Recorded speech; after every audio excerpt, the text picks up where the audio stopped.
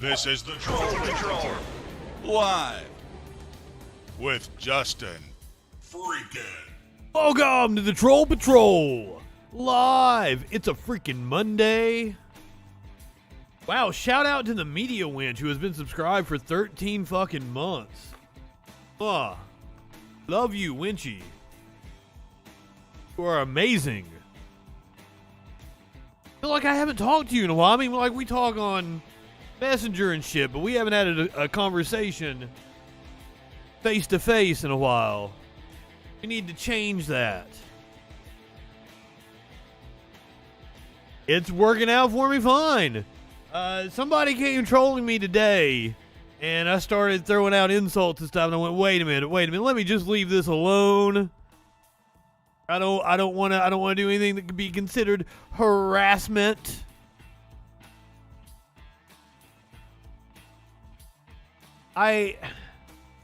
Well, let's see how things are going. I still don't have Sparkles in the studio with me. She has been calling in remote,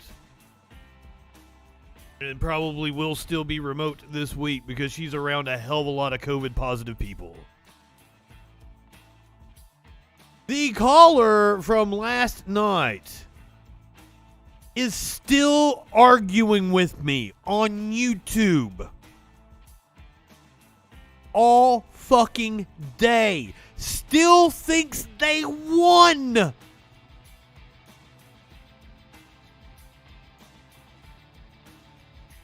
I can't wrap my mind around this shit. Especially when they're talking about living in reality and it's somebody that believes in a fucking deity.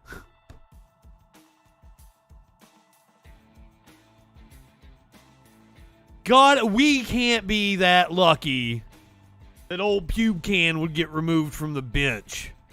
There are a hell of a lot of conflicts of interest with him, especially dealing with Jenny Thomas, his wife. We aren't going to get that lucky. God, that would take some balls from Democrats, and that ain't happening. Oh my God, what I wouldn't give for it to happen, though. And to fucking pack the court, throw 4 more judges on there. Holy shit. What a day I've had.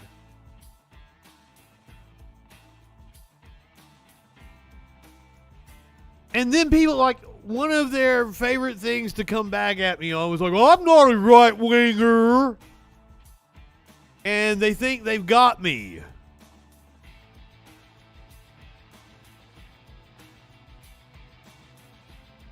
You called me a right-winger. I'm not a right-winger. You're defending motherfucking Matt Walsh. I had a dude on Twitter show up on a thing that I tweeted at Matt Walsh. And I made a joke about Sweet Daddy or some shit. And he's like, I don't know who this Matt Walsh is. Roberts has been way better than I ever thought he would be. But, like, it was a tweet to Matt Walsh. So I don't understand how he said he didn't know who Matt Walsh is. Fucking, as if right-wingers don't fucking lie.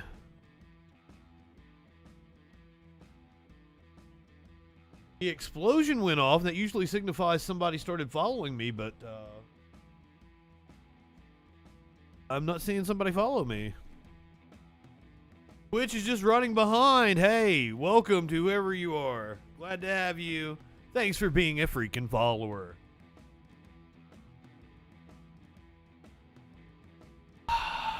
They don't understand the political spectrum. Don't make me tap the political compass test of the 2020 presidential candidates.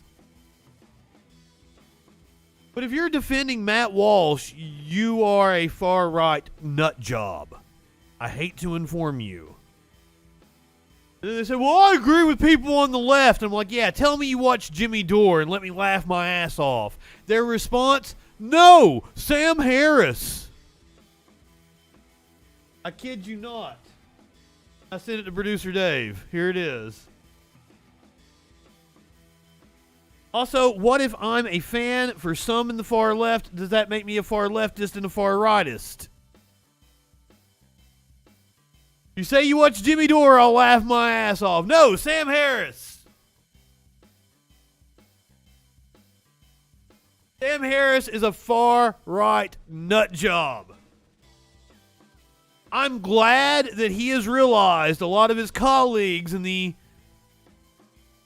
intellectual dork web have been peddling misinformation or just flat out stupid, and he's distanced himself from them.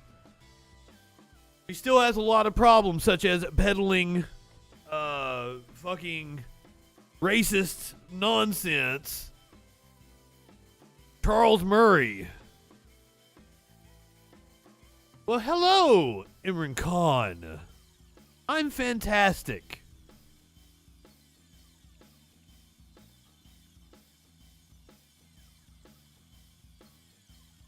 Sam Harris is above such petty dualism. Sam Harris isn't above shit that will get him clicks and listens and subscriptions to his meditation app. Just another new age grifter. Hope you enjoy the Arrested Development meme for this evening. Mocking Tucker Carlson, suddenly playing with yourself is to a bite-sized chocolate is a conservative pursuit. How much could a bag of M&Ms cost? $10? Somebody needs to get a hold of Pete Davidson.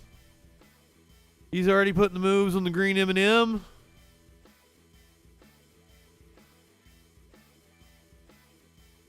There was a sketch on Saturday Night Live a couple of weeks back where Pete Davidson was playing Joe Biden from the future, comes to rescue present-day Joe Biden. Not the future, but from a different timeline. They created this timeline as a joke, a complete joke. The only person who isn't doing better off in the real timeline is Pete Davidson.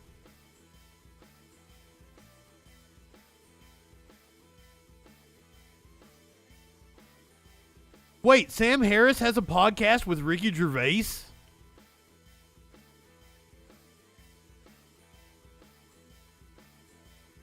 Sam Harris has a podcast with Ricky Gervais? Seems odd to me. Seems like a clash of styles. It seems like a a clash of fucking everything. Sam Harris will be talking like this, real calm and everything. Hey, Ricky Gervais is kind of loud and obnoxious. I don't do a good Ricky Gervais impression. I don't know. Like, Ricky Gervais is okay. He's never been one of my favorite stand-ups. I've been mildly amused by some of his bits. Oh, that does make sense. They do have something in common about hating a specific type of people. Oh, God, what are you sending me? You're always sending people links.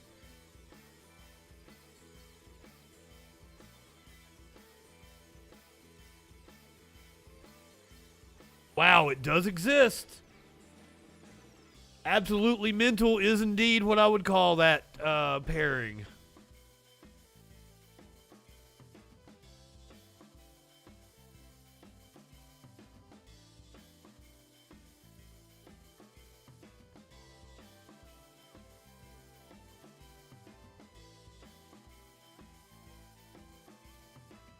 I don't know. You're commenting on all Sparkle's shit now that she befriended you, and you're going to weird her out, and then she's not going to want to do the show with me anymore. Can't be too grateful to you. You come on too strong. Sorry. Still my friend. Every one of Sparkle's posts I saw today you were commenting on. You're a stranger to her. She will get weirded out. She will block you and she will never come on my show again. You don't have to leave us. I'm giving you my worry.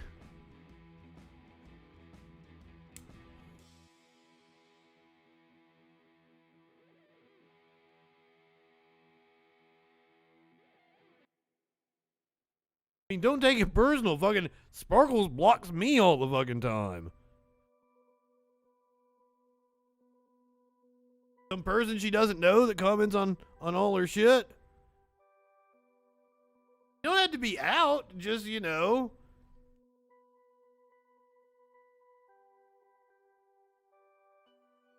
And again, she befriended my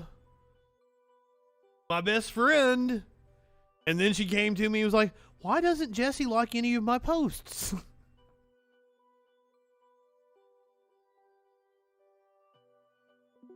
I don't even know what brand it is. It's a condenser mic. That's the type of microphone it is.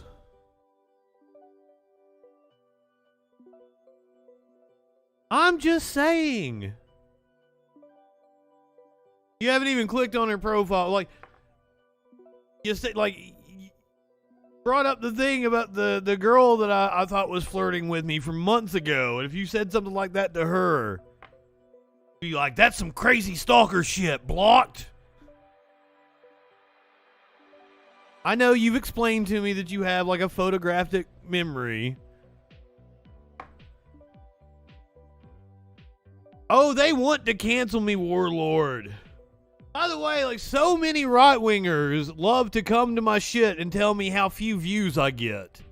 Wild to me. Happens all the time. I'm sorry. You know what I thought was fucking dumb? The fact that the dude... Oh, don't get that upset with me.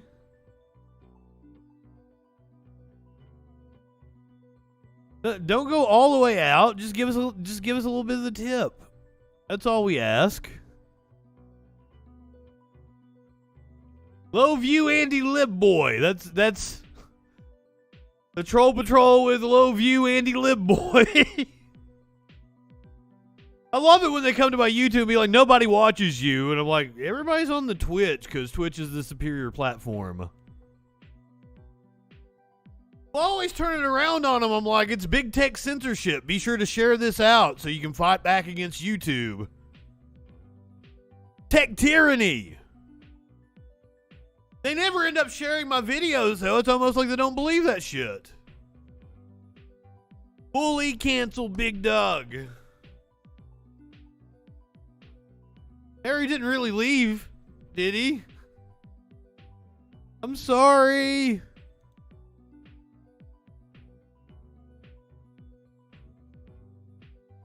Sorry. Forgive me. I got the white boy. Shit, I haven't even talked about what we're gonna talk about tonight on the show. Oh, since I've had the trolls all day, let me open up the phone lines. Just in case somebody wants to call in. Nobody has. Somebody called at 2:58 this morning, but they didn't leave a voice message. Okay, I totally understand. Can't support the bandwidth for Twitch. You can downgrade the quality of the stream if you want to. But who wants to do that? You want to see my pretty face in high def. I had the story of the coup in Africa up, but it didn't fit in anywhere with everything else I was talking. If you guys notice, the show kind of goes with the flow and everything leads into everything else. The coup in Africa didn't exactly flow with everything because I couldn't put it with the Ukraine. Because Ukraine went so perfectly with some of the other shit I was talking about. As if anything is going perfectly in the Ukraine right now. God.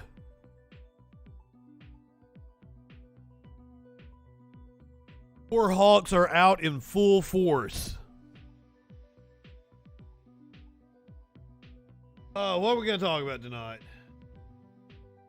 Oh shit, I didn't copy a story I needed to copy. But I've got the label there, so I'll remember to get it. Important. What was the story? It was Georgia has impaneled a grand jury to hear the case against Trump for election interference. We might get some criminal charges. We're going to talk about Dan Crenshaw, who apparently thinks that Congress people don't make enough money and that they should be allowed to continue trading stocks. We're going to watch a little piece from my friend Sagar and Jetty from Breaking Points. Plus, we're going to talk about Dan Crenshaw attacking a little girl. Oh, yeah. Don't forget, I would give anything. I won't hold off until the Dan Crenshaw stories, but I would give anything to piss in Dan Crenshaw's open eye hole. We haven't mentioned him in a little bit. We got a couple of different Crenshaw stories. He attacked a little girl that asked him a question at like a fundraising event. Give me that pussy, sir. The Virginia Attorney General has fired the idea that Dan Crenshaw has been doing a little insider trading is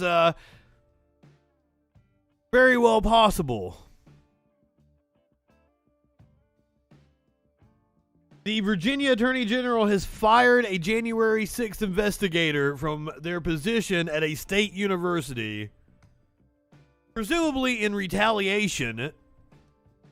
We're going to go into the Trump fake elector scheme, which also hopefully spawns criminal charges. But hey, according to Newt Gingrich, it's actually the January 6th committee themselves.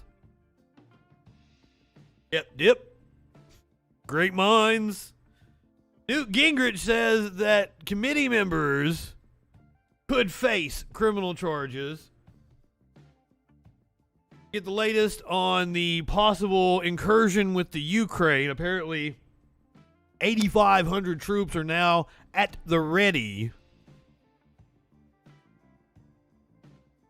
Biden was caught on a hot mic earlier today. Called Peter Doocy a moron. Not quite. Biden was actually a little more colorful. This is a teaser, and I'm going to tell you exactly what he said. I'm going to let you hear it for yourself. You're going to hear about Biden's new economic plan. You'll notice that everybody's been talking about the stock market, which slightly rebounded. The administration couldn't be bothered to send masks months ago to everyone in the United States, but just as soon as the stock market starts slipping, by God, gotta have a press conference.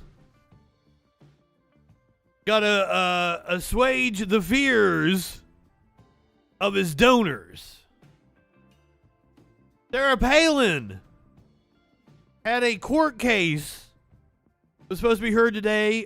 A defamation case against the New York Times had to be postponed because she's got COVID.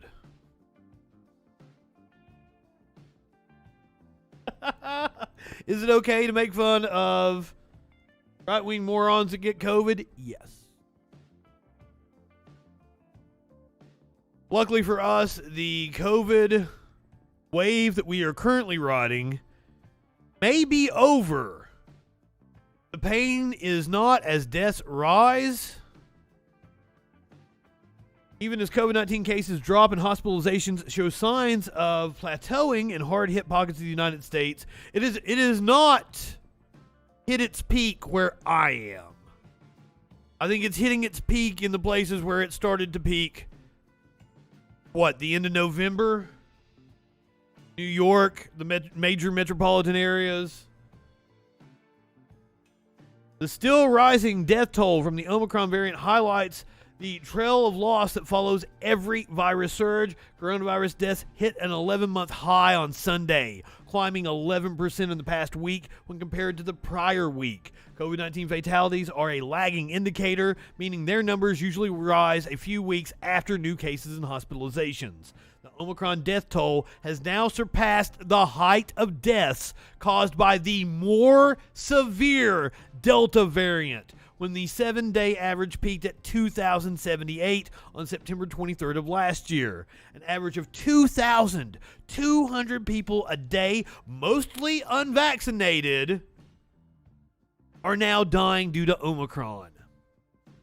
Still below the peak of 3,300 lives lost a day during the surge in January of 2021 as vaccines were just being rolled out. As Omicron surged in December and earlier this month, hospital systems from New Jersey to to New Mexico buckled under the sheer number of patients brought in by the apparently less severe but highly infectious variant, prompting the federal government to send military medical aid to 6 states.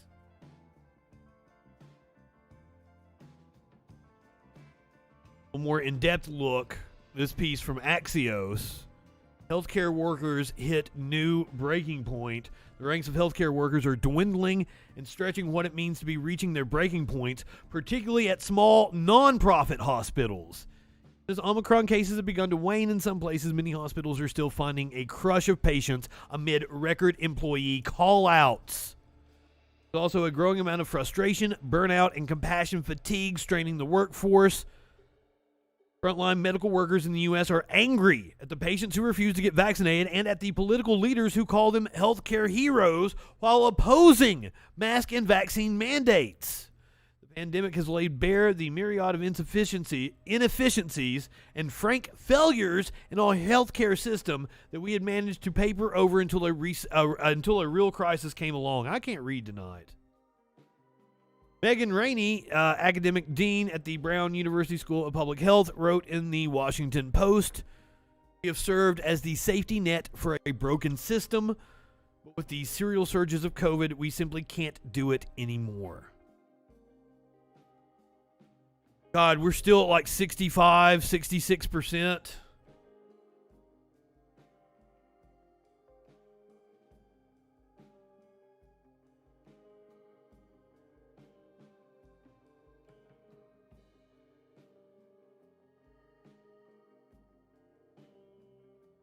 "76% of the population has received at least one dose.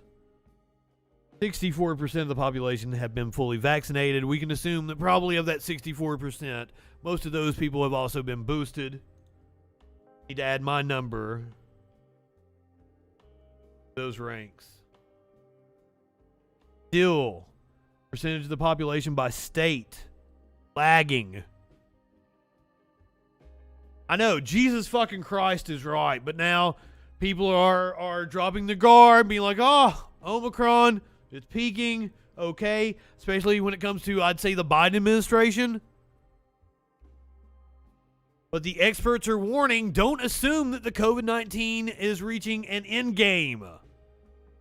The head of the World Health Organization warned on Monday that it was dangerous to assume the Omicron variant would herald the end of COVID-19's acutest phase. It's dangerous to assume that Omicron will be the last variant and that we are in the end game. According to, I'm gonna fucking butcher his name, I'm sorry, Tedros Adhanom Ghebreyesus. What he told a WHO executive board meeting, a 2-year pandemic that has killed nearly 6 million people. On the contrary, globally, the conditions are ideal for more variants to emerge. That's the worry. Why? Because we have been hoarding vaccine countries. And we're talking, some places have 6-7% vaccination rates. So Omicron has sent total cases soaring to nearly 350 million. Its less lethal impact and the increasing prevalence of vaccines has led to optimism in some parts that the worst of the pandemic may have passed. Tedros, the WHO's first African head who is running unopposed for a second term, urged discipline and unity in combating the coronavirus. Good luck with that! COVID-19 pandemic is now entering its 3rd year and we are at a critical juncture. He told a news conference earlier, we must work together to bring the acute phase of this pandemic to an end. We cannot let it continue to drag on, lurching between panic and neglect. I actually forgot I was going to grab this piece that CNBC actually did, of all places, that said how patents are hurting the fight against COVID. My God, I can't believe I saw CNBC did that.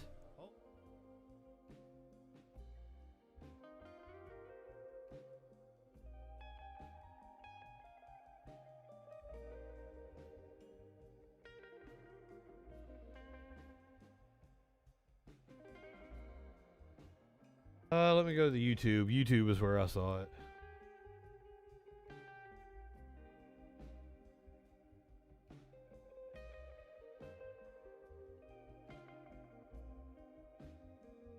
How patents are making COVID conditions worse. COVID vaccines have changed the course of the pandemic. They prevented over 1 million deaths in the US and over 10.3 million hospitalizations in 2021. But what's equally impressive was I have always advocated for the IP to be open. And when you hear right-wingers talk about like, oh, Pfizer's hiding the data for 75 years, that data contains the intellectual property. You're upset about capitalism. It's not that they're hiding some clinical trial that showed all sorts of deaths.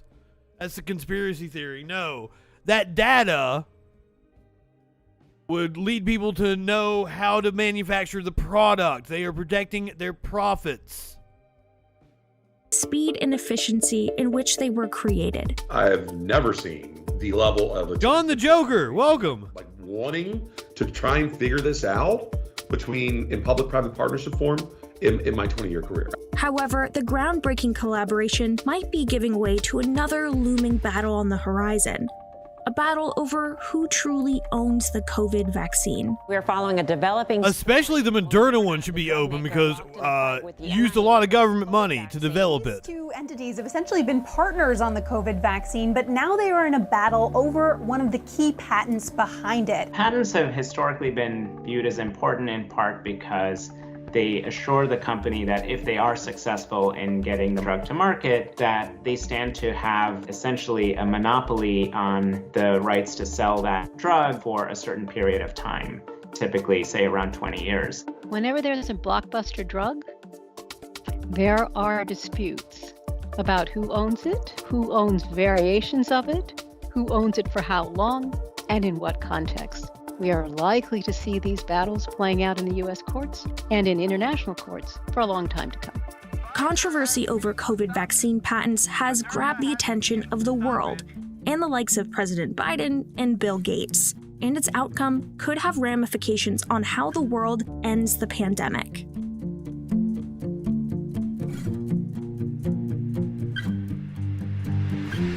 Like any other invention, vaccines are often covered by patents that provide legal protection against imitation. That's because investing in pharmaceutical research can be an expensive and risky gamble. On average, developing a new drug... Well, we should do it publicly. ...less than $1 billion to more... There are a lot of drugs we could develop that we don't because it wouldn't be profitable for the companies to develop them. Clinical trials eventually win approval from the FDA to make their way to the market. There are tons and tons of research and development or patents or papers or initiatives that get spun up that never really go anywhere, that don't really see light of day. I did a general search, Google patents, anybody can do this, looked at vaccines for COVID, right? I found one that's known. I just literally said how many other patents are sort of kind of like that. The number that's got spit out on Google patents was 134. Mary really did leave. You would never know, never seen them. I did not mean to hurt his feelings. That all were somehow related to research in the area that led ultimately to that patent that's on market. A successful patent, however, can often result in a big payoff. Not only does it give the inventor the sole right to produce and sell their products, but it also allows them to earn royalties whenever their patent is used to create a product. Patents have historically been presented as a way to reward a company that has developed and brought a drug to the market and to compensate it for all of the costs that were incurred in getting it to the market. They stand to have essentially... Now, I'm not a commie or a socialist. Matter of fact, I get called a commie by people that it is certain I'm far more capitalistic than them since, I run my own small business. Weird to me, but there are whole industries that absolutely should be publicly owned, and medical care, pharmaceuticals, that's totally one of them. Energy is another one. I mean, we have seen the consequence of this. ExxonMobil knowing about climate change all the way back in the 70s and still acting like it didn't exist, lobbying against it actively to this fucking day. Essentially a monopoly on the rights to sell that drug for a certain period of time, typically, say, around 20 years.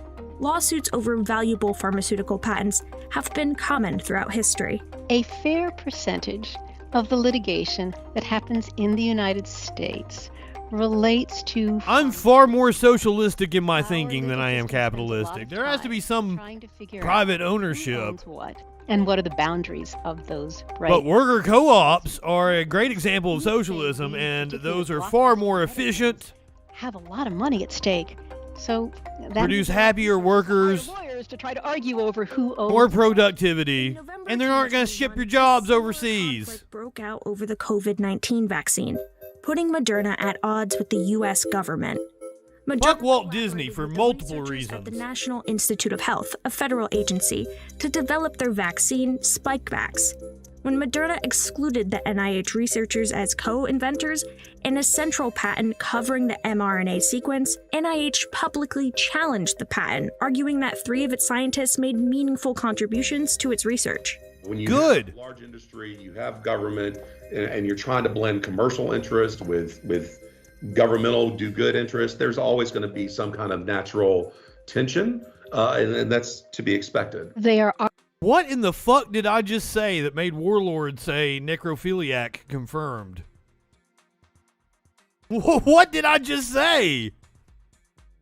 Because remember, I have no memory whatsoever. I don't remember what I said 5 seconds ago. What? Oh, okay. Not literally, figuratively fuck Walt Disney. Don't literally fuck Walt Disney. That would be bad.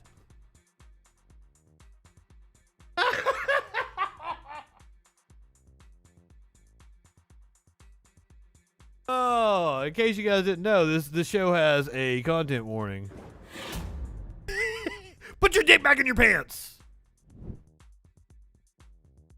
Oh, unless you want to keep them out for Sarah Palin. Dick's out for Sarah Palin. Makes a speedy recovery. Sarah Palin has tested positive for COVID, delaying a defamation trial. Former Alaska governor Sarah Palin tested positive for COVID-19 on Monday, delaying the start of her defamation trial against the New York Times. The trial will be closely watched, as it's a rare instance of a major media company defending its editorial practices before an American jury. U.S. District Judge Jed Rakoff, who was presiding over the trial that had been set to begin on Monday in a Manhattan courtroom, announced that Palin had tested positive for the virus. Rakoff noted that Palin's positive test had come from an at-home COVID-19 test, which is considered less reliable than the test administered at the Manhattan courthouse. He is, of course, unvaccinated, Rakoff added. Oh my God. I'm sure there are plenty of right-wingers that have that fetish. Maybe want Sarah Palin to piss on them. Later in the morning, after Palin tested positive again, Rakoff decided to delay the start of the jury selection and adjourn the trial until February the 3rd. She wants to be here for jury selection. She wants to testify live. Kenneth Turkle, Palin's lawyer, told the judge on Monday. Palin has spent 4 years battling the time over a corrected editorial. Editorial in question, America's Lethal Politics, published after the shooting of Republican House leader Steve Scalise, originally linked Palin's PAC to the earlier shooting of former Representative Gabby Giffords. To win the trial, Palin must argue successfully that there was actual malice in the newspaper's editorial writing process, a standard set in the landmark decision New York Times versus Sullivan. Palin has signaled she'll challenge Sullivan on appeal if she loses at trial.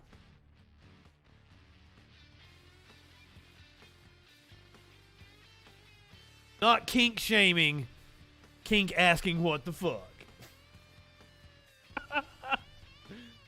Oh, fuck. Now, a story that is going to come as no surprise to, or is going to come as a surprise to absolutely no one. Now, fuck that one up. Fuck. Start again, just in case I want to clip this for the YouTube. I don't think I will, though. I'm still going to fuck it up. A story that is going to come as a surprise to absolutely no one. Omicron outbreaks were bad for business in January. The New York area current and expected business activity. You see the dip there. Emerging anecdotal evidence shows just how hard the recent rise in COVID-19 cases hit businesses in early January, but that hasn't hurt some business leaders' long-term views of their company's prospects. Increasingly, the economic recovery has come in fits and starts that move in tandem with new peaks in cases. Look no further than the thousands of canceled flights and shuttered Broadway theaters in the wake of Omicron variants spread over the last few months. About 8.8 million people didn't work between December 29th and January 10th because they had to care for someone or were sick themselves with COVID symptoms. This is according to the Census Bureau. That's nearly triple the number during the first 2 weeks of December. Goldman Sachs survey of small business leaders. Goldman Sachs is surveying small business leaders. Interesting. Apparently that was released this morning. 71% of respondents said the rise in COVID-19 cases due to the Omicron variant has negatively impacted their revenue, and 37% said their business had been forced to temporarily close or scale back operations.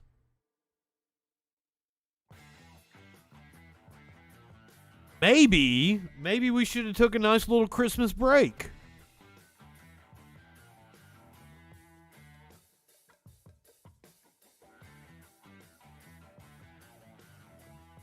So that leads us to the story that all the rich people on the cable news are talking about. The Wall Street slide. People are already predicting a new Great Depression. Wall Street shakes off the Fed, Ukraine anxiety as oil dips. A tumultuous day on Wall Street saw stocks end higher after posting heavy losses earlier in the day as uncertainty over rising geopolitical tensions and Fed policy weighed down oil and boosted safe havens. All three major U.S. stock indices closed the day in positive territory after the Dow Jones Industrial Average had posted an over 1,000-point decline earlier in the day. The Dow ended up 0.29%, while the S&P 500 gained 0.28%, and the NASDAQ Composite added 0.63%.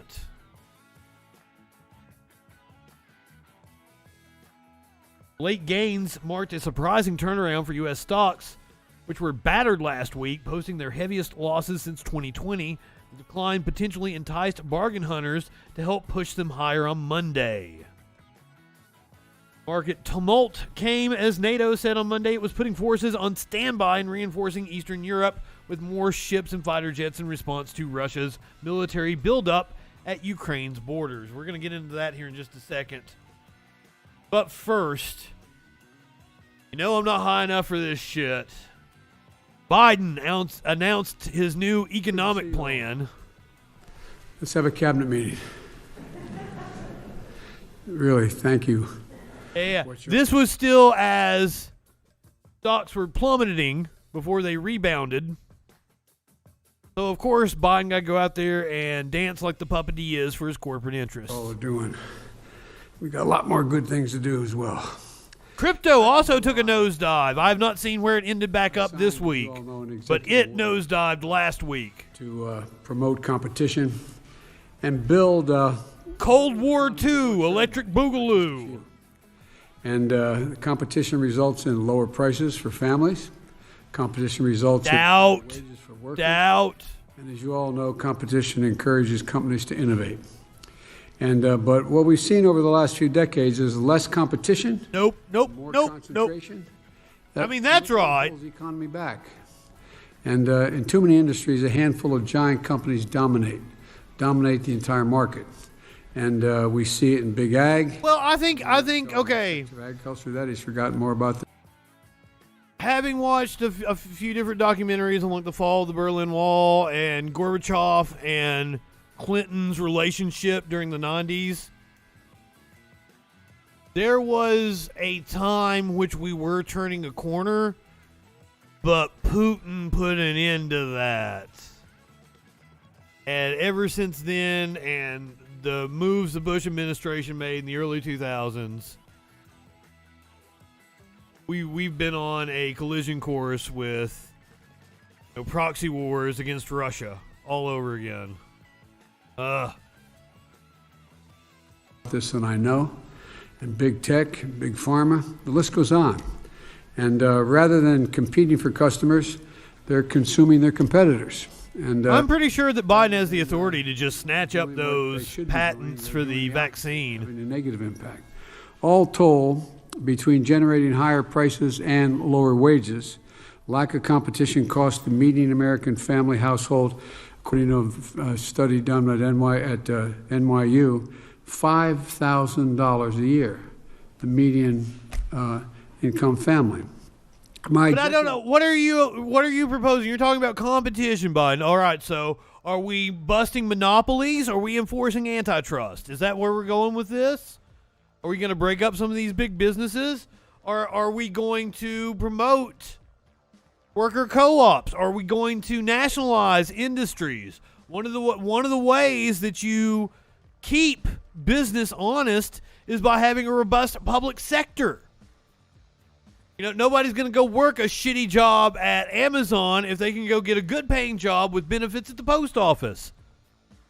That's been another reason that we have had an attack on education, on services like the post office. Why all our government agencies are underfunded. I've said it many, many times. I don't want to walk in the DMV and wait for 3 or 4 hours. I want it to be efficient. For me, as the consumer at the point of consumption. So the DMV should employ, and this is going to require people just sitting around on their phone until, there's a rush. I don't care. The government should pay people to sit around on their phone until there's people in the DMV to wait on. 1 o'clock in the afternoon, they should be sitting around playing on their phone. 3:30, there's going to be plenty of people to serve me.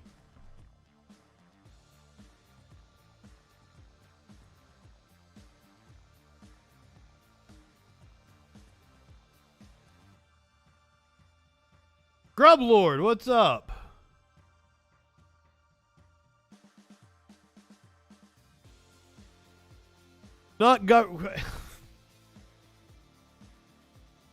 Worker starved, fuck government welfare. It's not that fucking simple.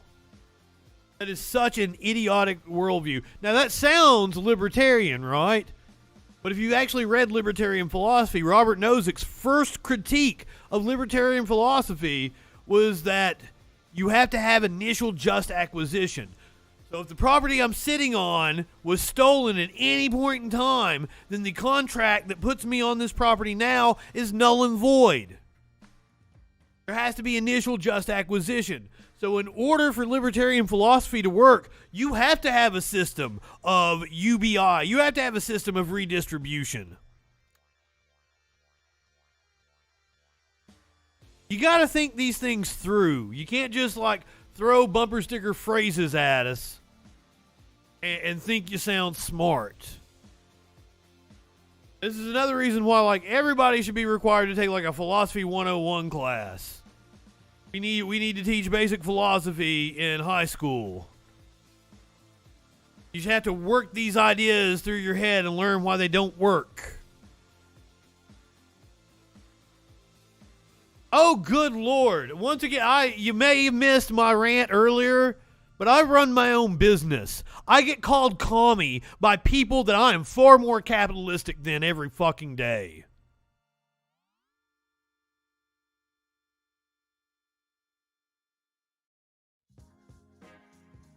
What welfare? What welfare? Life is a meme. You probably think you sound smart, but you don't.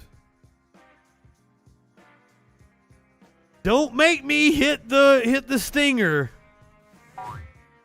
Right-wingers are morons. What is that in the Bible or some shit? He who will not work shall not eat. Some kind of proclamation handed down by God? Or your God can suck my dick then.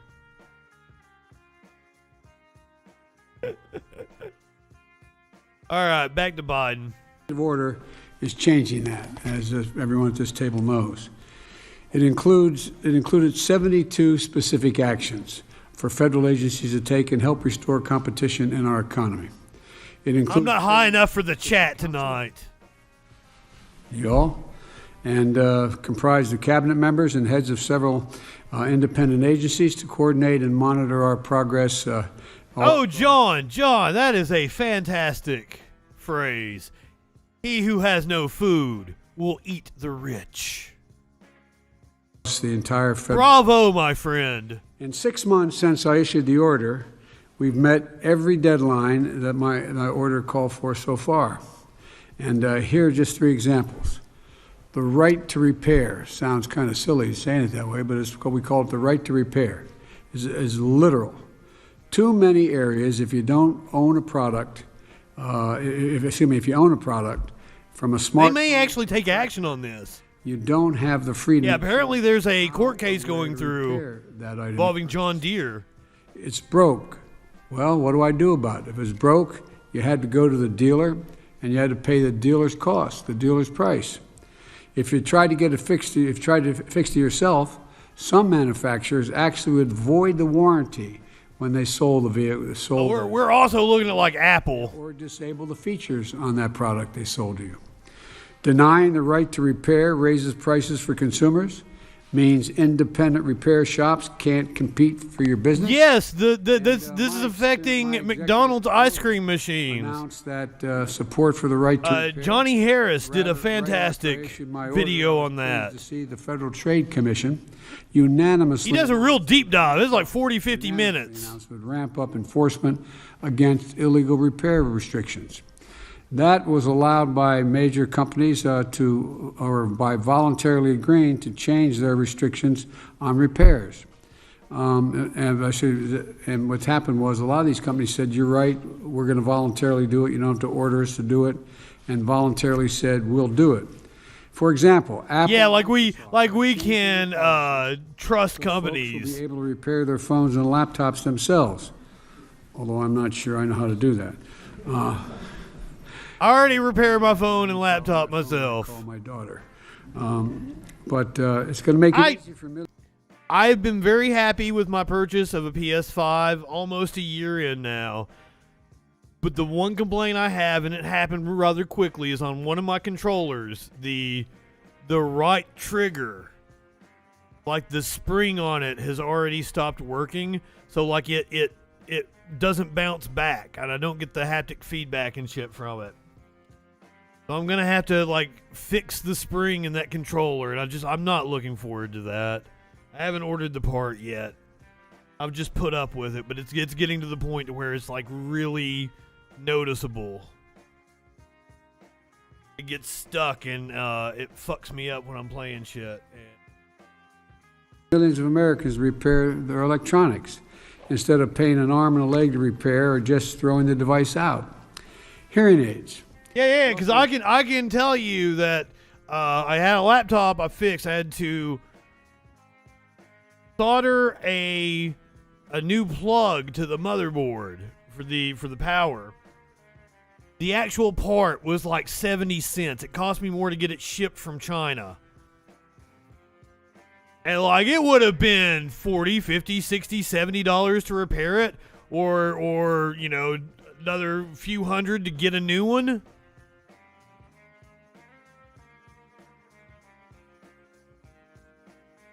Okay, like here's the thing about streaming video games is it's kind of like it's my time. I don't want to turn it into a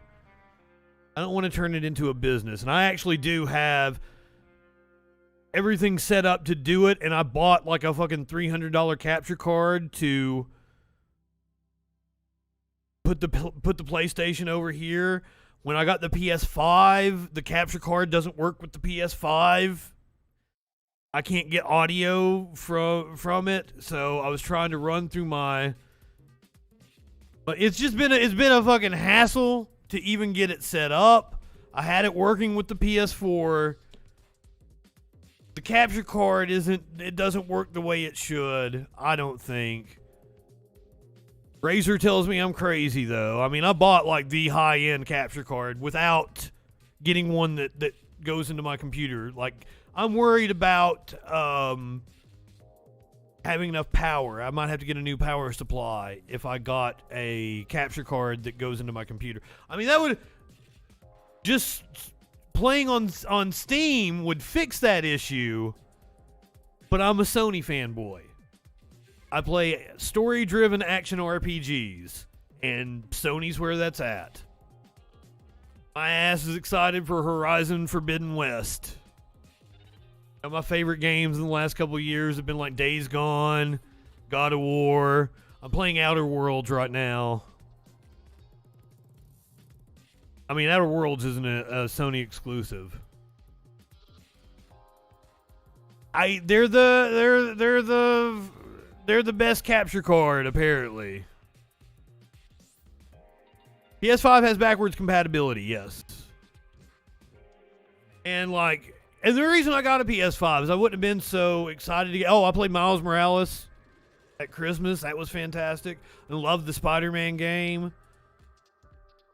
The reason I got a PS5 was because I still had a basic PS4, and I'd already upgraded to a 4K TV.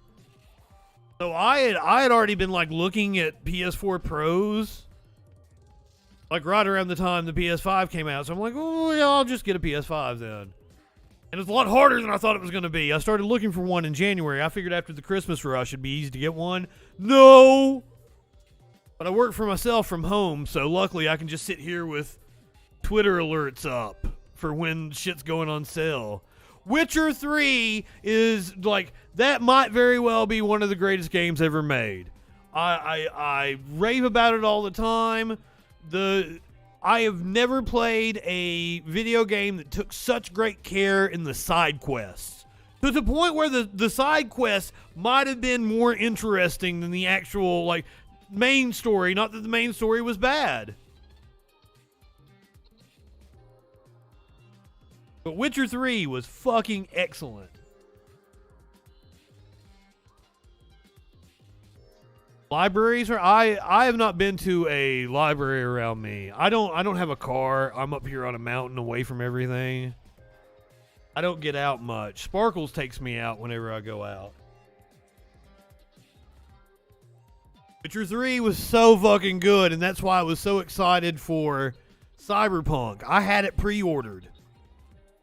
When they did that final delay the month before it was supposed to come out, I was like, I'm gonna cancel my pre-order because I'm worried about it. And I made the right call, especially because I didn't have the PS5 at that time.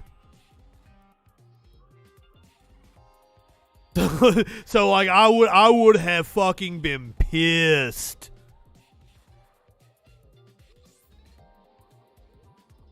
I loved Red Dead 2. I need to go back and play it again.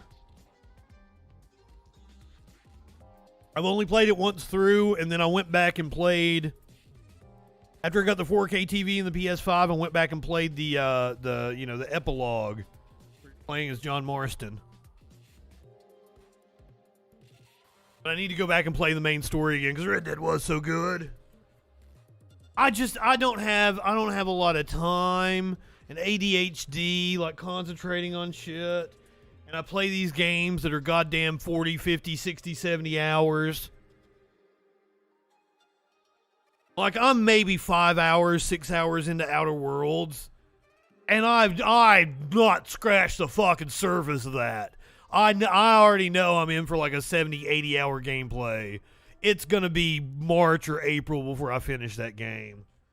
Oh, and I was playing Watch Dogs Legion. And not that I didn't like it, I just stopped. I always play Yakuza at Christmas time. I've been playing them through because like most of them are set at Christmas. So I played Yakuza 3 this year. I got a whole critique of that game. But like, that's why I put Watch Dogs Legion on hold. And I need to go back and like finish because I'm like close to the fucking end. And it got me like, it's not the best fucking story, but I mean it's interesting enough. I really liked the mechanics and everything, so I need to finish that one off. Resident Evil 8. I need to play Dying Light. Amaru has recommended that to me multiple times. Amaru, did you really leave? Did I really upset you? I'm so sorry. If I get off here and he has deleted me on Facebook, I'm going to be pissed.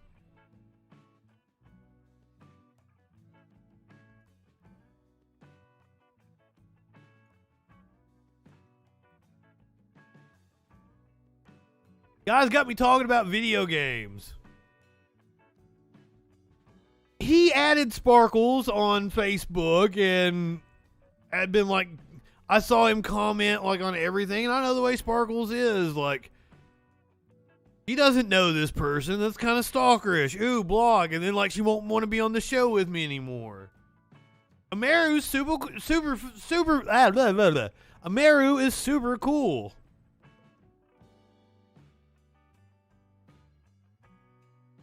He just, he comes on strong. That's all. And like, I shouldn't have called him out in public. I have no tact. I have no tact whatsoever. This is the way it goes every time we watch a Biden video. We don't make it through it. You guys get me off topic. We talk about cooking or video games. He's so fucking boring. If it was Bernie, we'd be hanging on his every word.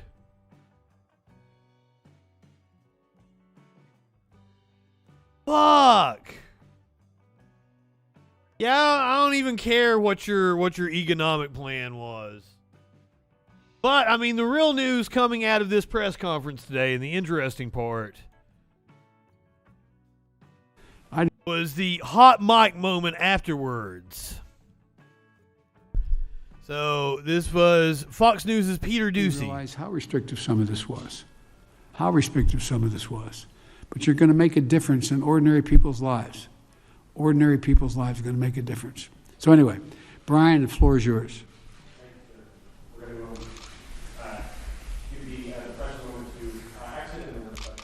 Mr. President, could you give us a brief update on your call with European leaders on what's happening in Ukraine today? The only reason I don't like doing this is you never report on why I've called a meeting. And this is really important. I had a very, very, very good meeting. You got to suck up to Wall Street. European leaders. We'll talk about it later. Thank you. Thank you. Will you send troops to Ukraine, sir? Why are you sending 8,500 troops to Ukraine, possibly? Thank you, guys. Will you take questions on inflation then? Let's move. Thank you. Thank you all. Do all. you think inflation is a political liability? That's a great asset. More inflation. What a stupid son of a bitch.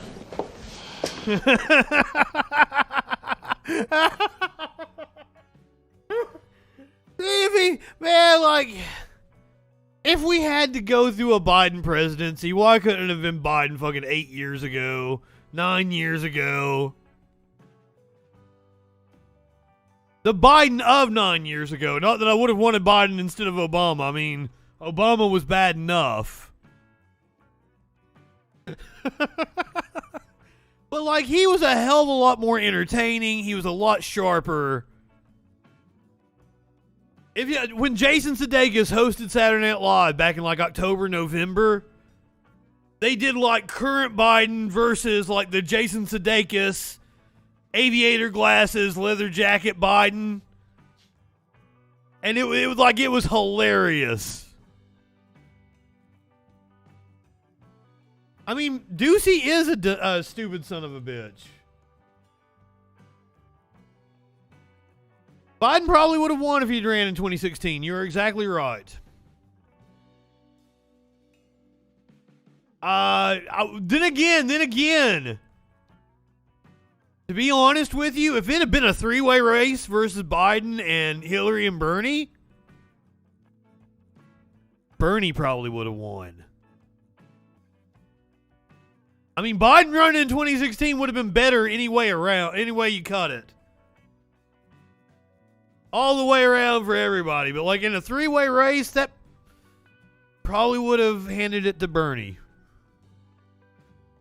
If anything, the showdown between Biden and Hillary would have been a hell of a lot more interesting.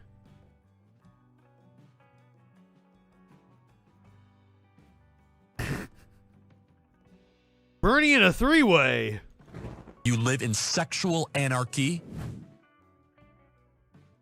I think that would have handed it to Bernie because Hillary wouldn't have been strong enough to fend off the challenge because she wouldn't have had the entire establishment, all of Wall Street. You know, they would have split their core constituencies. There was a lot of overlap. So Peter Doocy responds to Biden calling him a stupid son of a bitch, which I guess is a statement about Steve Doocy's wife? He said that, and I couldn't even hear him because people were shouting at us to get out, but somebody came up to me in the briefing room a few minutes later and said, "Did you hear what the president said?" And I said, "No, what?" They said, "He called you a stupid SOB," and I said, "Did he say SOB?" And the person said, "No." No. He did the elongated version.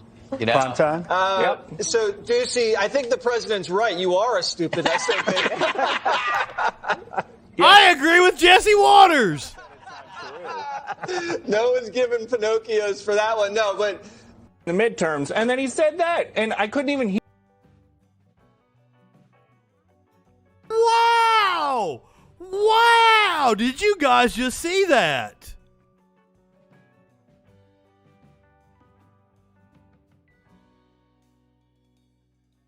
Does Jesse Waters not like Peter Doocy? What? Hear him because people were shouting at us to get out, but somebody came up to me in the briefing room a few minutes later and said, "Did you hear what the president said?"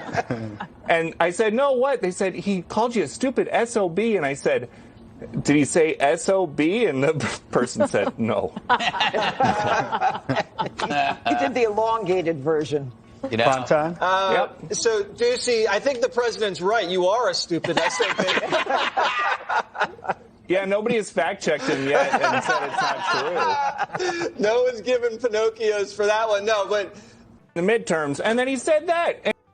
That's fantastic.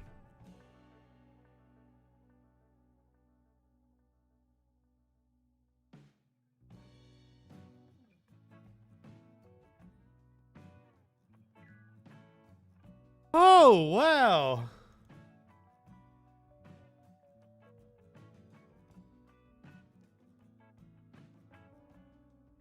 Here's Jen's like, oh, I got a meme for you.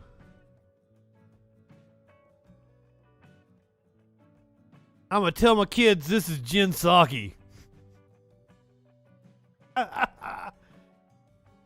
Jen Psaki at the White House press briefing today asked about deploying troops to the Ukraine. Thanks, Jed. Two subject areas. Yep.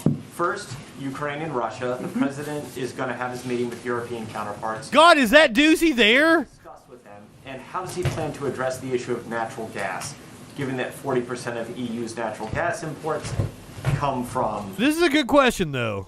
Sure. Well, as we put out just a little bit earlier today in guidance, the president will hold a secure video call with European leaders as part of our close consultation and coordination with our transatlantic allies and partners in response to our shared concerns over Russia's military buildup on Ukraine's borders.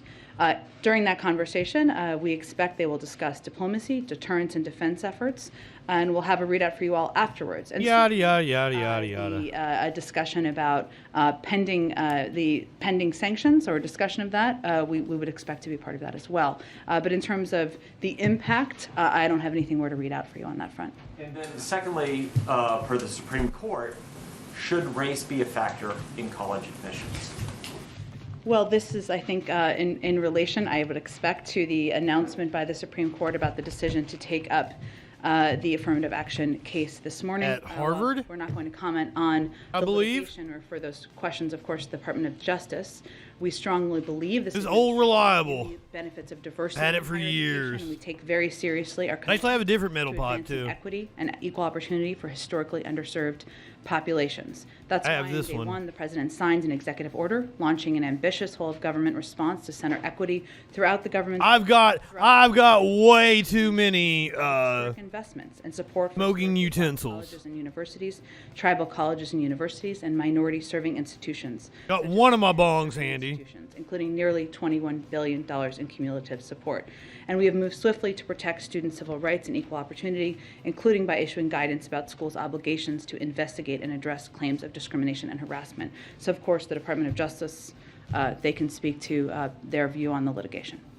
Go ahead. Thanks, Jen. Has President Biden made a final decision about deploying... She doesn't seem like she's enjoying her job so much anymore. Let me give you a brief update, and I know that my colleague... I wonder how much longer she lasts. Shortly, in about 45 minutes or so at the... I wouldn't be surprised if she's gone before the end of the year, probably after the midterms. Allies and deployments and refining plans for all scenarios. We've always said we would reinforce our allies on the eastern flank, and those conversations and discussions. I assume it's a crazy job. Press secretaries don't usually last more than like 2 years. Counterparts now for several weeks. In fact, we've never ruled out the option of. We covered Florida last night, Deb. We did the whole Bill Maher thing. Discussions have been ongoing. What Dan Bongino was gloating about Florida, and I compared the statistics. Countries, and again, I would expect that my colleague John Kirby would have more of an update on where the process is. Are you talking about their like anti-woke bill? There's so much to talk about with Florida. No, I think I was bitching about their Surgeon General last night. Where things stand on those discussions. So last week, President Biden at the press conference said that the U.S. would fortify NATO allies, but said it was dependent on an invasion, saying that if he would send more troops to Poland, Romania, if Putin did invade Ukraine. So the fact that he's considering this now and having these discussions with Pentagon leaders over the weekend, does that suggest that he believes an invasion is imminent? We've never actually ruled out providing additional support.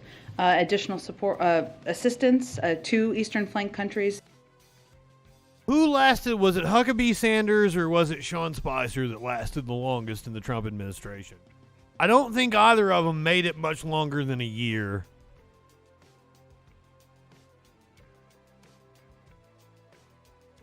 Oh.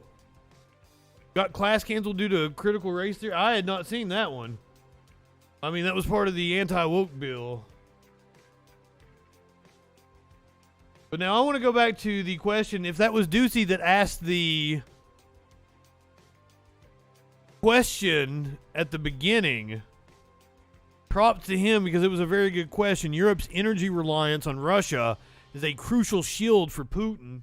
Reading from Axios, cracks in the NATO alliance regarding sanctions for Russia should President Vladimir Putin order troops into Ukraine are in large part based on energy supply concerns. Again, I'm totally not for sanctions. Does not hurt Putin. Only hurts the people of Russia. And even the President Zelensky of Ukraine said that Russia holds tremendous leverage over some European countries because it provides roughly 40% of Europe's natural gas supply. In Germany, this figure is greater than 50%.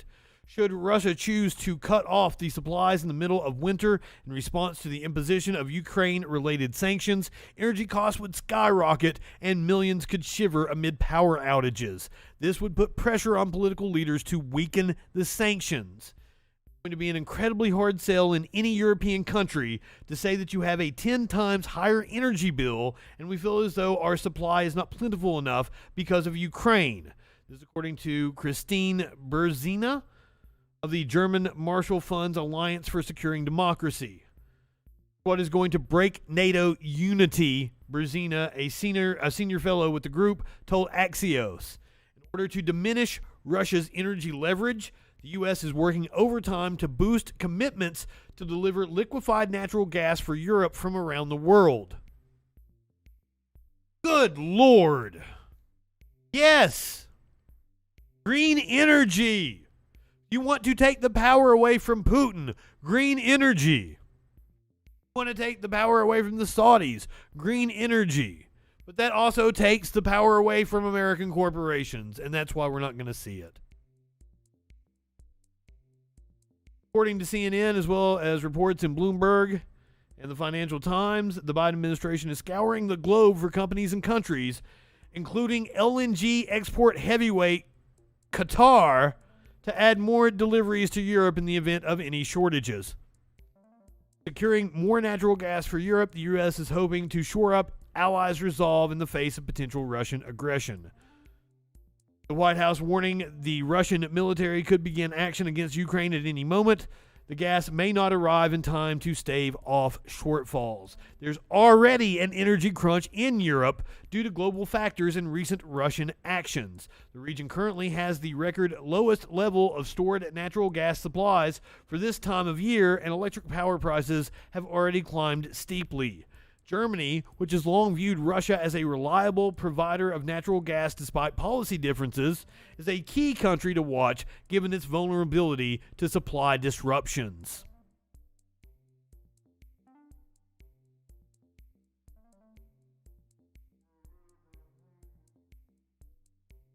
Shocked, right? Shocked, Merkin. We're shocked.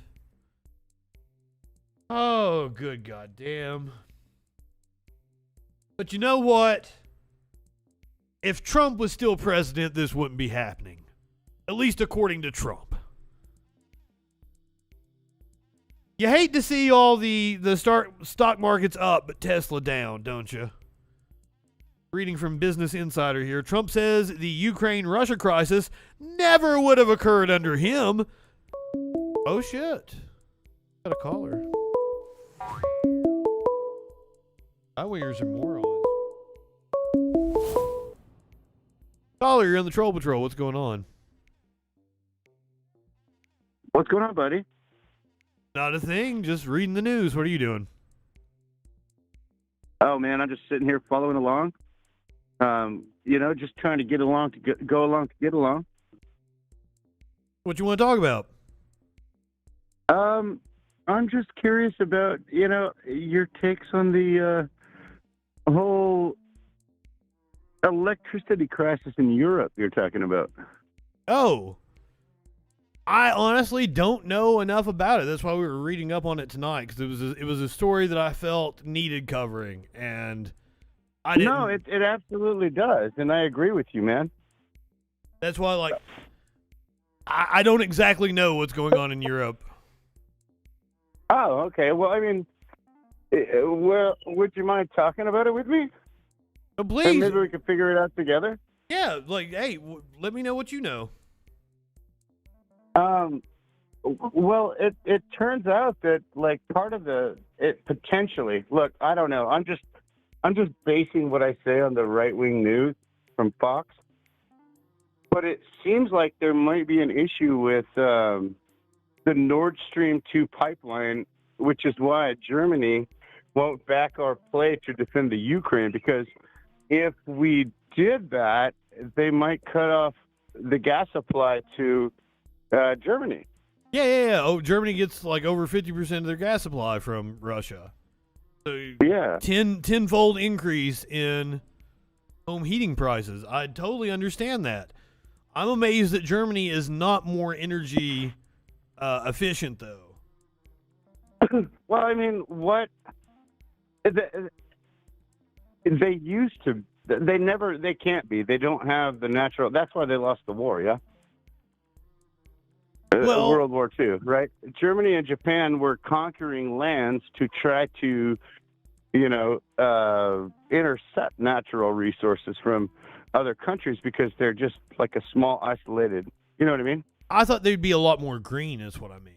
But maybe it being the dead of winter is a factor. Well, and it's probably a factor, but I mean, what does green really do for you? I mean, it's far less efficient, and I mean that's just a fact. Look, I am a Seattle transplant living in Texas. Okay, I've been trying to change things, dude. I'm a Beto bro.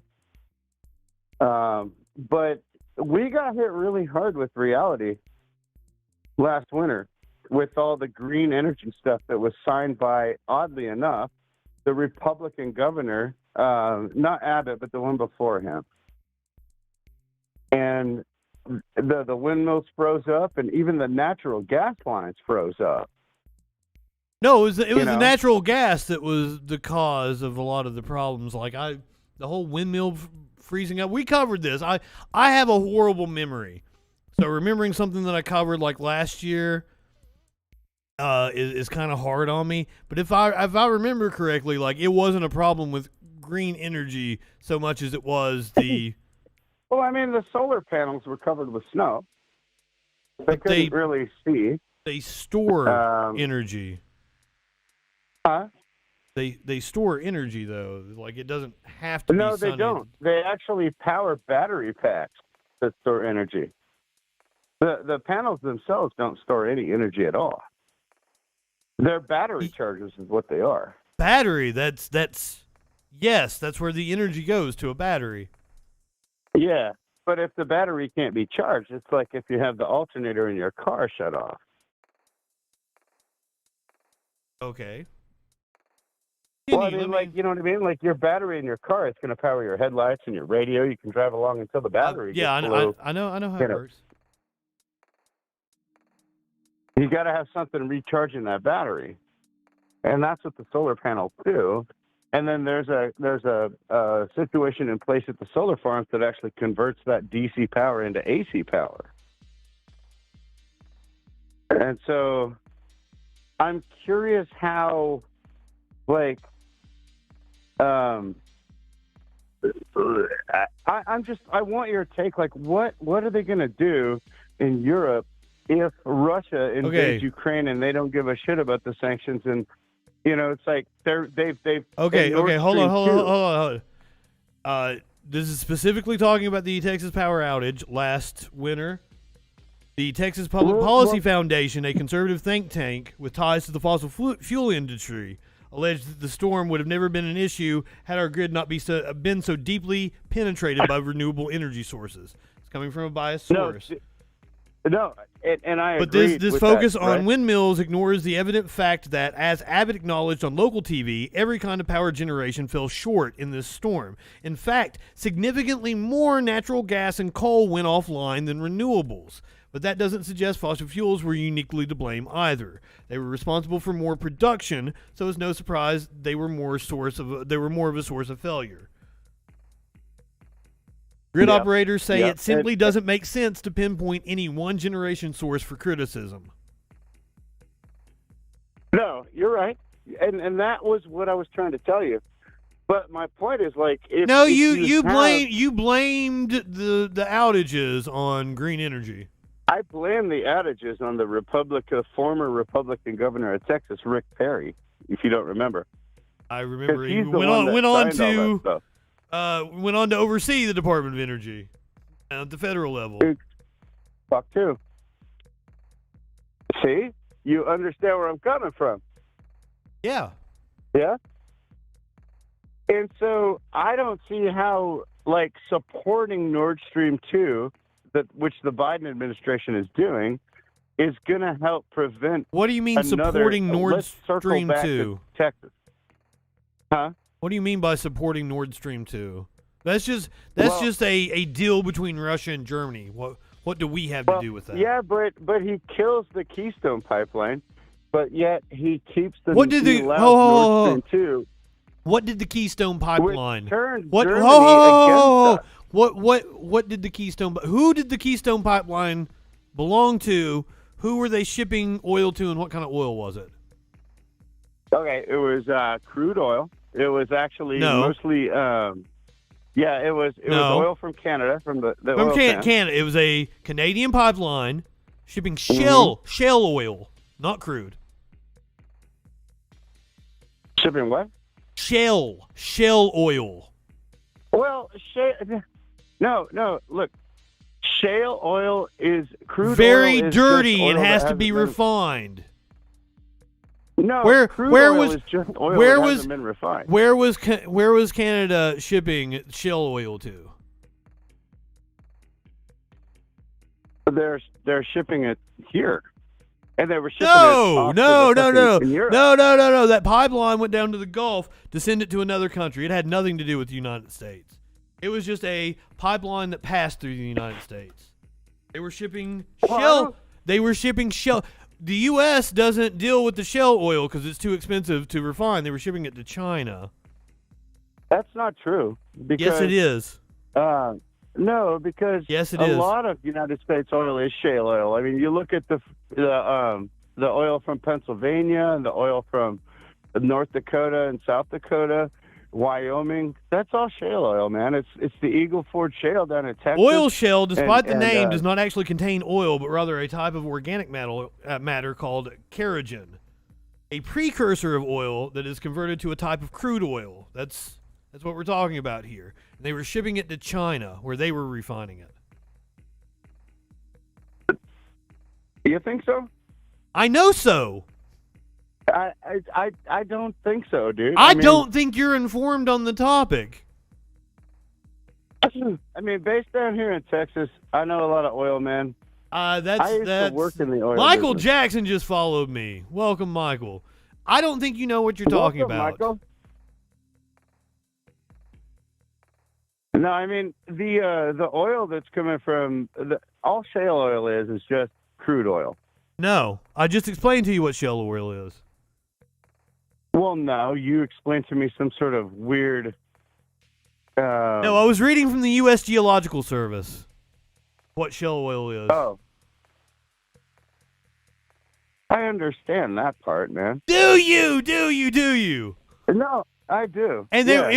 it was Canada shipping shale oil to China. Had nothing to do with us or our oil production.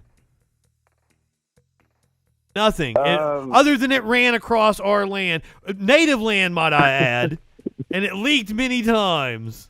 Dude, you know what? All the land around here is native. Should be, yes. Yes. But, you know. But this was specifically a look, I am native not gonna reservation. have a conversation. I'm not going to have a conversation about that, Native American rights. I mean, obviously, dude. I don't think you should have a conversation about stuff you're not really informed on. I'm not sure I understand what you mean. You didn't know what the Keystone Pipeline was doing. No, I do know what it's doing. You made an argument that had something to do with our oil production, and you trying to blame Biden for canceling it. Biden did cancel it. Yes, and I agree with that decision. I'm sure you do. I mean, it's fine, dude. I mean, look. Well, you didn't know what it was. You were for it, and you didn't know what it was and what it did. That's my problem with the right wing. You understand? Like, you guys are never informed, and right wingers always say that. I'm not right wing. I'm center. I'm actually on your side on a lot of issues, man. Right wingers always think they're fucking in the center. But you're spouting right-wing talking points at me. How's that? The whole Keystone Pipeline shit. Yeah, but the Keystone Pipeline was when he shut that down, our gas prices did go up a fair bit. Yeah. That had nothing to do with the Keystone Pipeline for the reason I just explained to you. That had to do with rising demand. I don't see how that's possible. That had to do with rising demand and OPEC not releasing more barrels because they wanted to drive up the price. How could there possibly be rising demand when half the country is shut down? Half the country is shut down? What are you talking about? Where do you live? You live in New York. You can't even go outside without paperwork. Don't live in New York. That's not true. The entire fucking country is wide the fuck open. There are no restrictions. There haven't been restrictions since March of 2020. And even then, we didn't even shut down half the country. You know that, right? At the height of lockdowns, we didn't shut down half the country. Over 50% of our economy was still functioning. We didn't. The government did. When I say I'm part of the government, I vote for the government. When I say we, I mean we as a country. There has not Right. been any sort of lockdown measures since what, May, June of 2020. I don't know. I was just in Yeah, California. you don't know. No, I do. What can't you do where you're at right now? Where I'm at? Yeah. What can't you do? You can go to a movie, can't you? You can go out to a restaurant. What can't you fucking do? I live in California. I mean, I live in Texas, so In I can do California. whatever I want. I can show you my friends in California went out to dinner this past week. I don't know what you're talking about. Did they show their COVID papers or have to wear a mask or? Well, that's dependent on the venue because there's not a lot of fucking local municipalities that are enforcing anything. And why wouldn't you want them that's to? True. That's true. They're not. What, are you against mask mandates or some shit? I'm against the freedom of people. Look. No. think Okay, that- you are right wing. Don't bullshit me. So you're against mask I'm not, mandates. though. You are. I'm not against mask. Yeah, I am against mask mandates. I'm against mandates against the people that. You know, shouldn't we be the against people, mask man. mandates. Huh? You shouldn't be against mask mandates. Why? Because then it puts the onus on individual businesses. So then you have, like, if a business wants to have a mask policy, you have assholes yelling at these minimum wage workers. Oh, my freedom! So if the government just mandates it, which the state should, because masks cut down on the spread of COVID, which is a public health crisis, But they and that don't. takes the onus. They just came out with a CDC study that said they No, don't. no, you don't know what you are talking about. No, listen. If an individual business, You wants are to a put- right-wing idiot. Look, You do not know what you were talking look. about. If an individual business wants to mandate that on The their own CDC accord, study without did not government say what influence, you think it said. It doesn't. It says you need to upgrade your mask because cloth masks aren't effective enough with the highly contagious Omicron variant. So Yeah, that's but why the they are Omicron now variant shut the fuck up. That's why they are now recommending N95 masks, which they should have sent to every American months and months and months ago. Well, but it is what it is, man. It is not what it And is. Not it is what it is. It fucking killed like 8 million people worldwide. More people have died of COVID in the United States than died in the 1918 flu pandemic. And I find that just outlandish. That is an indictment of our system. And it's because of assholes like you that are like, oh, I'm a freedom. I shouldn't have mask mandates. And you're not a centrist. You're a far-right nut job. Hey, Justin. Dude, I like you. I would love to get I like together you for a too. beer with you. Smoke a cigar. You're a fantastic guy. I don't smoke anymore. It makes me sick. Oh, really? I'll smoke some pot with you. But yeah. I can't. Last No, time I that's smoked a fine. cigar, I'm on board, I man. hurled. I'm on board. Let's do it. That's the one part of living in Texas I don't like, man. That shit is not legal here. I might come down to Texas sometime soon. It'll be after the pandemic. Yeah, we'd love to have you, Justin. But I do think you are a national treasure, my friend. How is it that you like me and that you're coming on here and you're just spouting right-wing nonsense? Are you just trolling me? This show you did a good job. I'm Thank not you for trolling you. No. Look, I'm too old to troll people, man. I don't have time for that. I really just wanted to interact with you a little bit and get your point of view, like man-to-man, face-to-face. Well, not face-to-face, obviously, but I feel like your heart is in the right place. You're telling me you feel like my heart is in the right place, but I don't think you're informed enough on the issues to have the opinions that you have. That's fine. So I you're feel trying the to same say way that about I'm you. wrong, but yet I'm far more informed than you are on like Okay. everything that you threw out here, right? See what I'm Well, I talking guess about? so. Yeah, I mean, you got me. Mm-hmm. You absolutely got me. So, like, I try to live in a fact-based world, whereas I feel like people that, are anti-mask, or throwing out stuff about the Keystone Pipeline and green energy. Like, they don't actually live in the real world. They don't operate on facts. It's more emotion. Well, I mean, we can go ahead and get into the green energy thing if you want with the battery-powered cars and stuff, and talk about what it takes to actually get lithium-ion batteries out of the ground. Well, I mean, there is an issue with the resources to make the batteries, with the storage of the batteries. I understand all of that, and I'm not advocating for any one approach. So, I'm open to nuclear. I'm open to. Can we find a wind. little common ground here, Justin? How have I not convinced you on all the other issues when I presented you with facts and you didn't really know what you were talking about? How did we not find common ground by me winning you over? No, let's just say you did win me over on those. Okay. Because you did present some pretty good points, and I'm going to have to clearly go back to the fucking drawing board here. But what about the fact that the battery-powered cars are? I mean, there are some studies out there, and look, I'm going to take all that with a grain of salt. That it takes like about the same amount of carbon energy that it would take a car to burn for like a couple of months, maybe a year, just to mine enough lithium to get the lithium-ion batteries, along with the slave labor in Africa to get that out of there. I mean, clearly, I'm not for slave labor. Elon Musk might have a different opinion on this.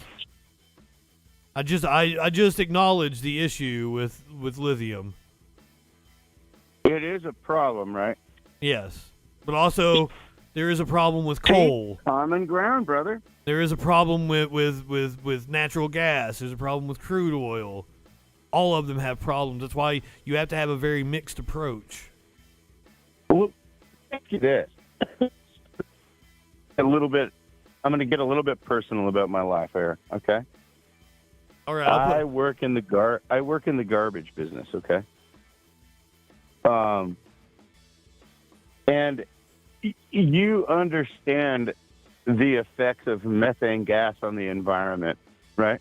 Yes, and methane gas from landfills quote unquote is a huge issue. Worse than 25 times worse than carbon dioxide. Yeah.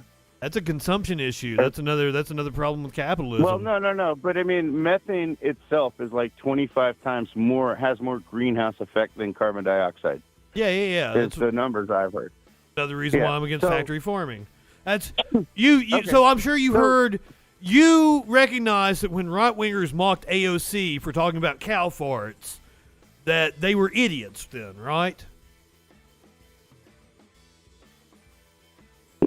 I mean, you remember that whole issue, right? And right-wingers are like, "Oh, AOC wants to outlaw cow farts." You remember that whole thing, right? Yes, I do. So you will admit that any right-winger that said that is a fucking idiot, correct? Here's how I'm going to play that one, Justin. I'm going to play that one on both sides. No. AOC was correct. Listen to me. Hear me out. Will you hear me out? Cow farts aren't the end of the world. Also, AOC might have been overreacting. No. The amount of methane coming from factory farms is highly significant. I don't know what the number is. No. Look. Now you're doing something different. You're talking about factory farms. And yes, or mass production of cows. That's where they're flatulence. That's what causes the methane. They are flatulent. Yes, but let's get back to what I was talking about with the garbage. Okay. So, a lot of times, a lot of people on the left are like they want to ban fossil fuels, natural gas being a fossil fuel, yeah.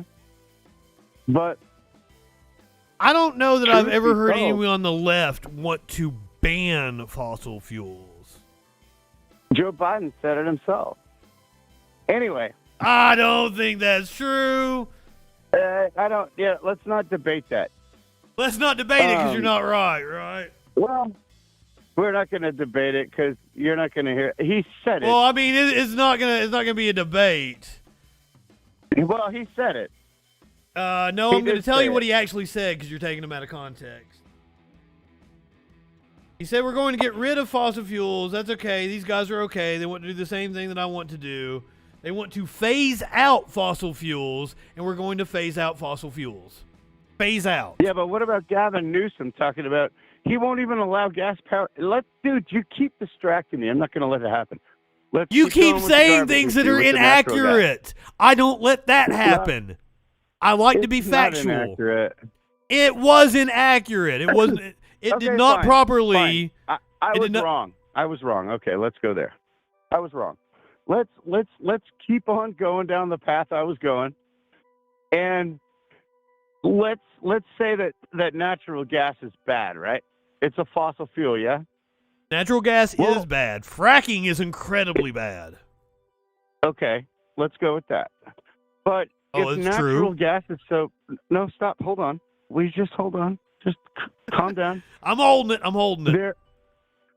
Okay, good. Just keep on holding it, buddy. I got a grip on my dick right now. We're going to come together in a minute here.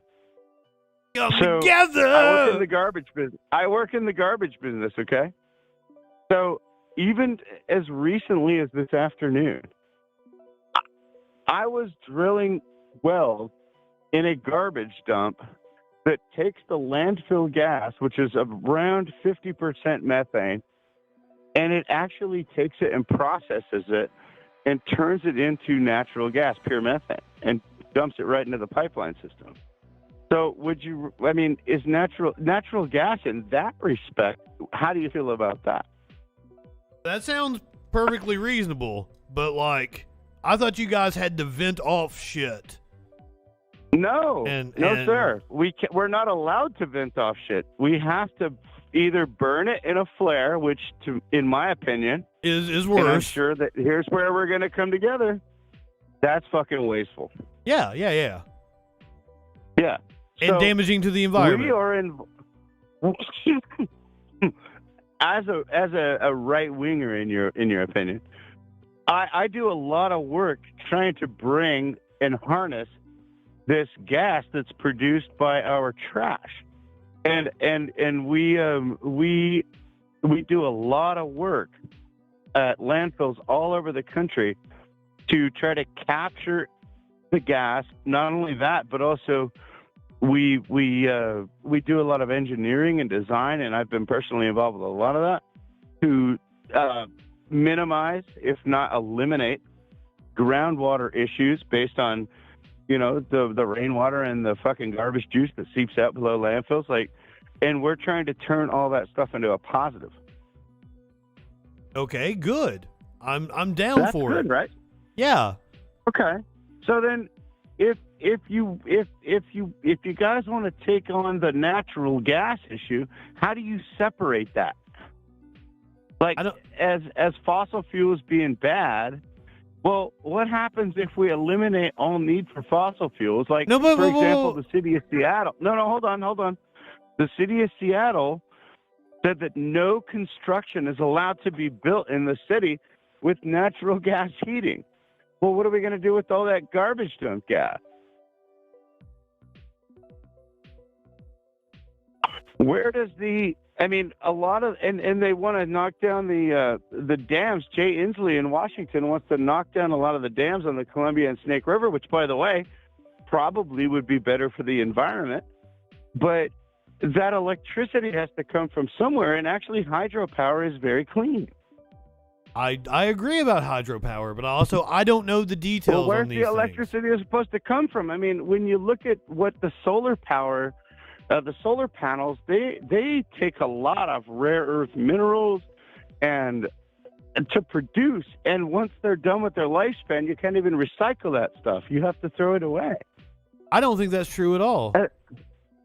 I don't know. But I don't know enough about this, and you're making a lot of fucking claims that sound sketchy. And so far, the stuff that you have brought up that I knew about, you haven't had your facts straight. So I'm kind of skeptical. I don't know enough about this. Okay, fine. the one thing I've known for I've been in the garbage business for 20 years, and I do know this for a fact. About fucking a huge percentage of the plastic that you throw in your recycling bin gets bundled up, shipped to China, and just left sitting somewhere. Oh, I know that in India. India. That for a fact. Yeah, in India. China has stopped taking our garbage, actually. We're sending it to other fucking poor countries. Our garbage? No. Yeah. No, our garbage. China has gets plenty of kept our here fucking locally. garbage now. They don't want it anymore. And they produce a lot of their own. No. Yeah. No. And- I and- just covered this like maybe fucking 6 months ago, 8 months ago.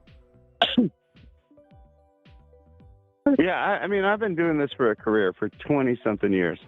That doesn't mean that you know And about so- our policy with China. You keep claiming to have some kind of authority, like when we were talking about the Keystone Pipeline, and you didn't know what you were talking about at all with that. Well, I think that your facts can be debated as well as mine. No, I was reading the facts to Okay. you as we You were went reading along. from like the New York Times, probably, or Oh my God! that's fine. You can read that. No, the original story was from NPR, and then I was reading from the U.S. Oh, Geological NPR, Service. that's better. One, like, I'm skeptical of a lot of paid outlets, but two, like, there's a pay window for the New York Times. Why the fuck would you just throw out the New York Times and be like, I don't trust them? Well, because That's a very right-wing tactic. I get that a lot. I'll say something and somebody will be like, you probably watch CNN. That's not an argument. No, but it is an indicator of where you get your facts from. Have you watched this show? You said you're a fan of mine. I am, actually, yes. So you know that I get my sources, they're reputable. I even cite where I'm talking, where I'm reading from. I point out when I'm on a hard right site. We tackle right-wing news head on here. And that's why I'm calling and talking to you, man, and spending my time with you, because I actually do like you. I like you too, but I just wish that if you were going to talk to me about things, that you'd be a little more informed. And Yeah, I could say the same thing about you, brother. What have I not been informed about? I mean, the proposal about like Jay Inslee and like, I'm sorry I didn't know about that, but like I can't be reading the news all day every day. Well, neither can I, bro. Well, yeah, but you're like, if you want to speak on a topic, I'm not the one that brought up Jay Inslee's proposal about dams. Like, you know, you were speaking on topics and you didn't actually know what you were talking about. Actually, I did know what I was talking about on that one. No, you didn't. No, you didn't. Well, on that one, but like the Keystone Pipeline, and I don't even know that you know what you were talking about on that one. You can go ahead and bring up the Keystone Pipeline all you want, but I mean, I'm talking about like the city of Seattle banning natural gas to homes in the future. I'm talking about like the state of California banning gas-powered lawn equipment. I'm talking like, where does it make sense? I mean, at what point does it stop making sense?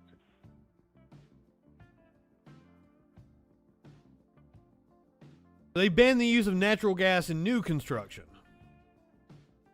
Yes. But why? Ban on appliances like gas for. Well, I'm sure they had a reason. Did you do the due diligence to go look up what their reason was? Warming.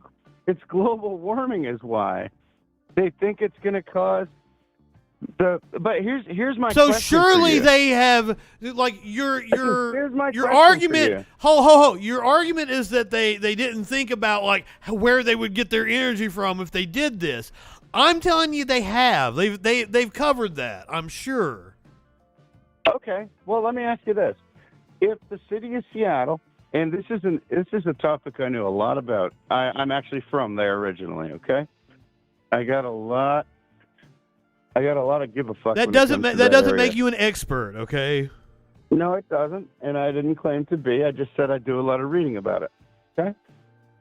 And so, when it comes to that, the city of Seattle, they just rebuilt their seawall like two or 3 years ago, right? Guess how much higher they built it from the old one? I don't know. I'm Zero. trying to see Same size. what this proposal was on the natural so if gas. they're that worried about the global warming and the ice caps and all that shit melting and flooding out everything, why would you build a sea level city with a same size seawall? What? It's all crap, dude. Otherwise, they Dude, would've built the I'm seawall sure 2 they feet had higher. reasoning. What could that reasoning possibly be? I That don't the know. seas are gonna rise? Wouldn't it be nice if instead of you having an opinion on the subject, that you go actually get informed on the subject and find out what their reasoning was? I'm trying to look it up their while you're reasoning talking, is but that- this is the problem with right wingers. You guys just want to talk about shit that you have no clue about. And you just spew so much bullshit at us, it's overwhelming. And I'm trying to look it up as you're talking, and you're going on about other shit. Wait, what? I wish do you know Wait, what still you've manning your looked up the argument Seattle is? Seawall and you've looked up the Seattle seawall? I'm looking up natural gas in Seattle right now, but here's the thing, shouldn't the burden be on you to do that? If you want to make a argument about why they did something, shouldn't you actually go and look up what their reasoning was? Because I'm sure that's been made public. Well, no, it isn't. because Yes, they're not yes, that yes! You should have an obligation to be informed before you spout No, your opinion on something. I am informed. I Are can't you? look up reasons that they don't provide. I'm How sure can I they look did. up a I'm sure reason? I can look it up right fucking now. Hold on, Then I do it, man. will. Then do it. Oh. All right, I'll wait for it. I'll wait for it. I'll wait for it, bro. Is this the Alaskan Way seawall we're talking about? Yes, sir.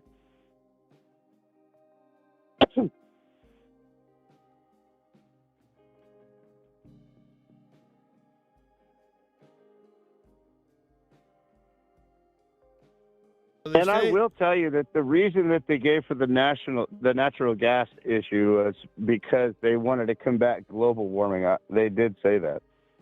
I was Jenny God Sturgeon damn said it! that. I'm trying to fucking read about it. To fuck, dude. This, All right. You But win, I'll here's calm the down. thing. Here is the thing. Why didn't you do this? I Why already did it. I told you. I couldn't No, you provide you a didn't. reason because they didn't provide one.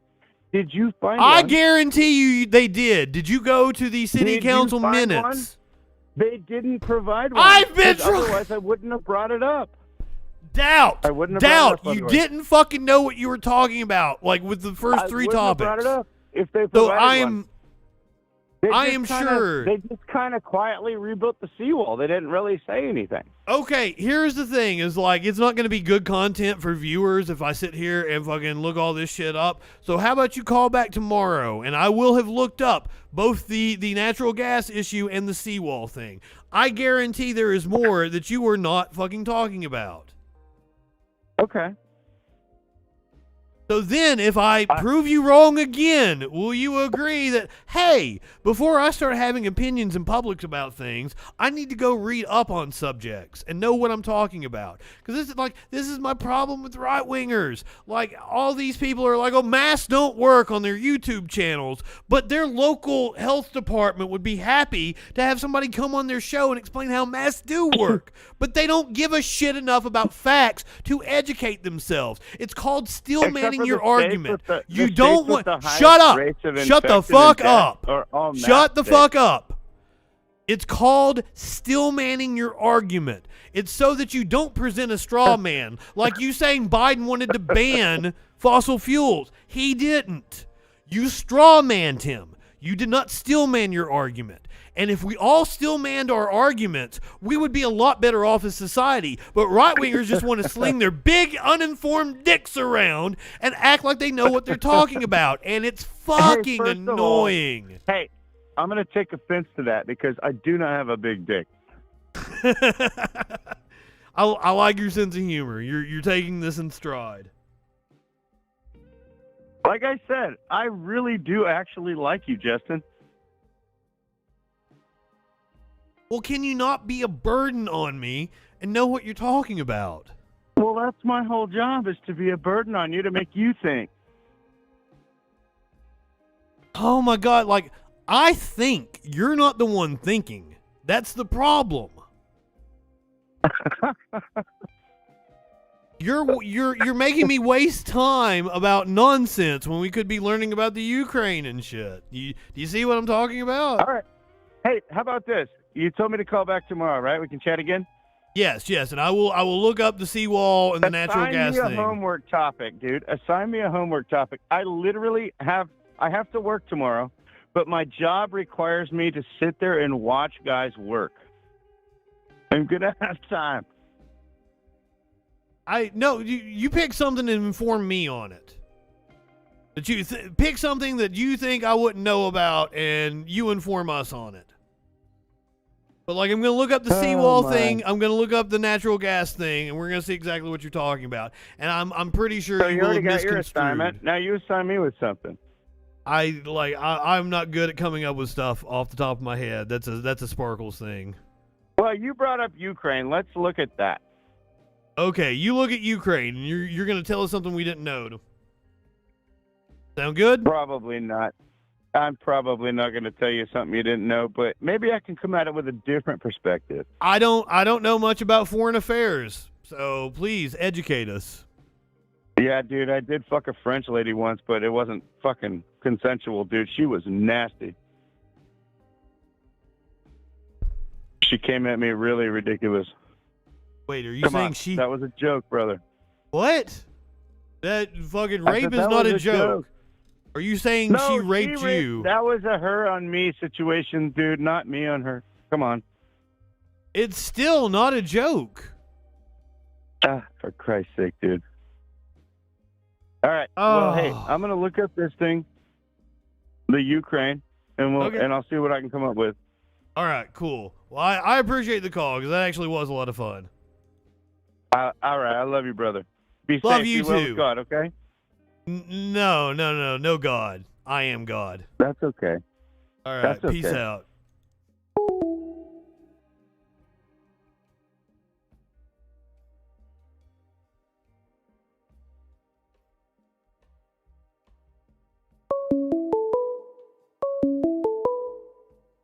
I don't know if I can do it. What?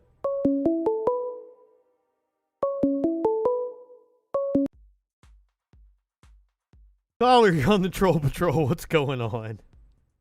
Hey, I think we could all use a nice, refreshing, intelligent conversation instead of just, grug, me conservative, not, me, good. He's all right. He had a good heart. Maybe. I mean, the first media out of his fucking mouth was Fox. Apparently, the Fox viewers are a lot more informed than we give them credit for. No, they're not. No, they're informed on how to think, not what to think. The Miggy Const actually went over like 70-something% of the Fox viewership is vaccinated because they tend to be older. It's more of a mitigation thing rather than they don't think that vaccines make you a gay Muslim terrorist married to Obama. Thank you for the subscription, John. You rock. Oh, so what's on your mind? Thank you for the refreshing call. Yeah, I'm gonna hit the bong. You take over. I don't get how someone can be like, oh, you read this thing from the National something or other. I'm just going to pretend like that didn't happen, and you're just prescribing definitions for things, and then I'm going to put my own dumb shit in there. Like, oh, oil, because it says oil, it must be oil. And you read the straight up, like, geographic, like, .gov site definition of what shale... I bet it wasn't... Like, what really was annoying is he was he was greasier than Ben Shapiro covered in butter. Like, every time he was wrong, he would just pivot to a stupider and stupider point. Oh, it's called moving the goalposts. They're very fond of that. It was like a slow gish gallop. It was painful. Like, yeah, he does have experience with garbage. 20 years of it himself. Garbage in, garbage out. As I understand it, there's a big problem with the methane from landfills, but apparently he's doing God's work. No. Like, that was one of the few things he was, remember how, like, Alex Jones said the water turned the friggin' frogs gay? Well, it's kind of like a broken clock is right twice a time. So yeah, he was on the right idea of methane. Wait, are you saying the frogs are gay?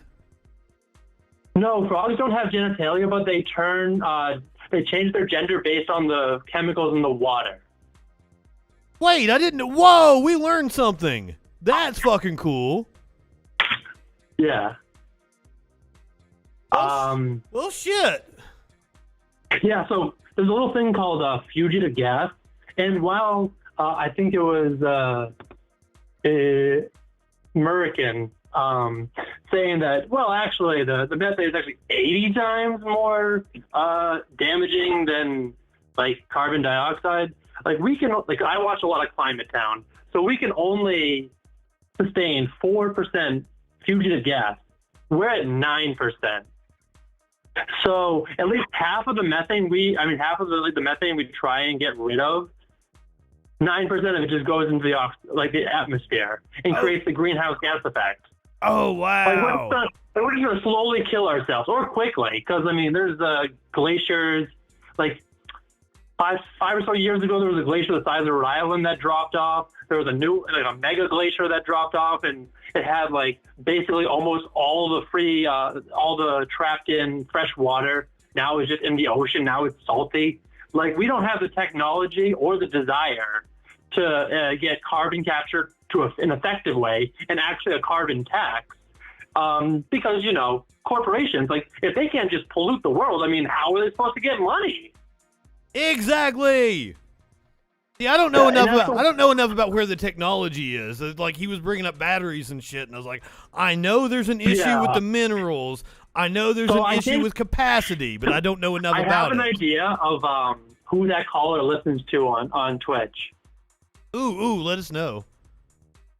For a long time, I was just convinced this guy was so good at having no self-awareness. But unfortunately, he's legit. Like, he literally thinks God real. It's the Bible Boy Church. So most of the people that are subscribed to that are just fucking trolling him. But it's not even fun because he's too stupid.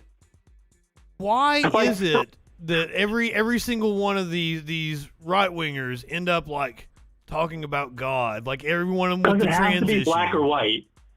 They don't understand nuance or concepts in between the grays. That's why they think that's why I think that things are just a binary. There's male, there's female, there's penis, vagina. Oh, and by the way, women are obviously, according to them, just birthing pods. That's all women want to do, obviously. Everyone wants to be a trad wife. But they don't enjoy sex. Yeah, well, one of the biggest kinks of the authoritarian right is race play. Really? I had not seen any statistics on that. No, I believe it. This was a self-report. There was only like 4,000 or 5,000 women, and I'm assuming they're cis. And there was about 15,000 cis men. Not surprising, the libertarians love incest, necrophilia. I'm pretty sure rape was there, but it's kind of weird. It's weird how, like, the lib left is basically like all basically femdom, and like FUTA and pegging, female domination, male submissive, male getting male submissiveness. But the things that are being pulled on by the most that are in the middle of this very overgeneralized data based on the political compass meme. Yes. Oh, God. The fact, I'm not a right-winger. Okay, sir, what do you define yourself as? A theocratic fascist? Because you love Matt Walsh, apparently. I was looking at the Pornhub thing of like the top search terms, and like the Deep South is all ebony, ebony, ebony. Fuck. Well, okay, so unfortunately, that's always a trend.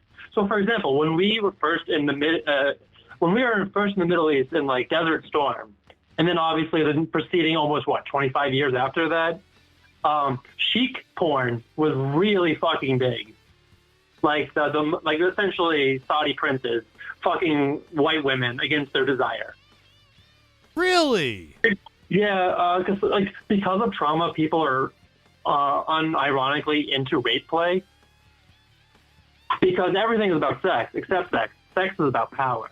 Oscar Wilde. Mm-hmm. Like, there's a reason, like, super, like, quote-unquote, alpha Japanese businessmen pay thousands of yen to get dominated by a dominatrix in a sex dungeon. Yes, John, drop the political compass kink trends in the Discord or something. Yeah, it's a pretty, I think it's like a 30-minute, like, video essay style breakdown. Interesting. Oh, you're fine. I got links turned off so like people can't fucking like bombard the chat. Yeah, I mean the last thing you want is like just a bunch of hate raiders, which granted that adds to the number. But I'll take the hate raiders. Like Chuds ruined chat so hard. Chuds ruined chat so hard. Well, that's why I let you guys have all the power over chat. Like it's your community. I'm all for free speech and I don't ban anybody. The chat, on the other hand, obviously you're not a free speech absolutist because you're not an idiot. Obviously you believe in the importance of not yelling fire in a theater. Oh, of course. But there's this Twitch streamer. I'm gonna name names. His name is like Fabian. I'm pretty sure he's an ANCAP, so he definitely wants to get rid of the age of consent laws. Oh God, maybe. I hate those. Maybe not. That's just the meme with ANCAPs.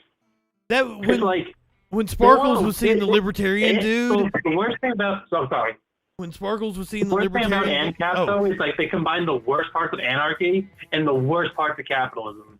Absolutely, I agree with you. One ultimate mega shit stain that's almost nearly as bad as objectionist libertarianism as put forth by fucking Ayn Rand.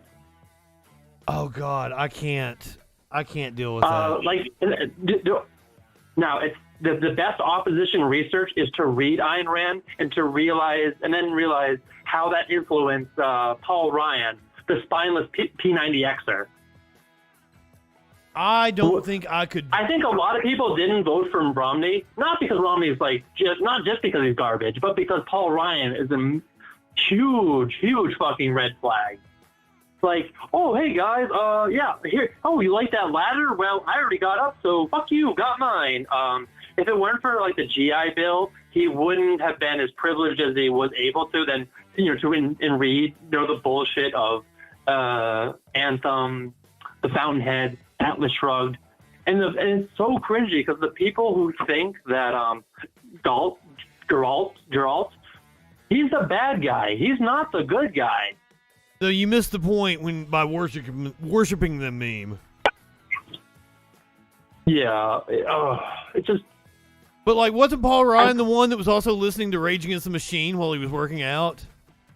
Yeah, and then Tom Morello said, "Fuck you." Yes. Never say my band's name in your fucking mouth. Exactly. All right. Paul Ryan is the machine that people rage against. Exactly. He's a corporate bitch 101. But I'm gonna go ahead and let you go because I am getting kind of hungry, and it's also media winch time, and I'm gonna send everybody over to Meltdown Monday here in a second. All right, have a good one. You too. Thank you for the call. Stay frosty. Hell yeah. Do I have something fun we need to talk about?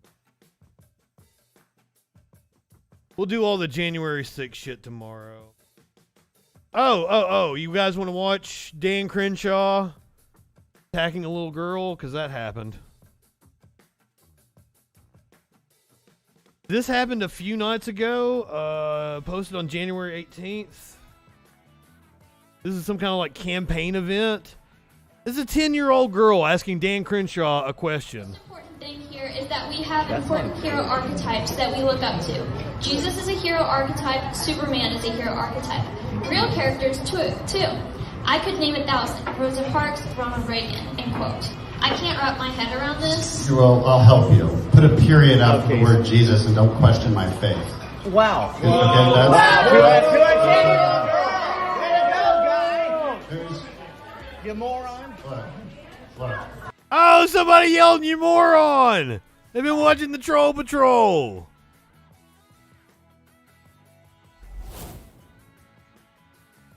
And to be clear, she was quoting him. The quote she read was a statement by Dan Crenshaw, and she was saying she couldn't wrap her head around the quote he made.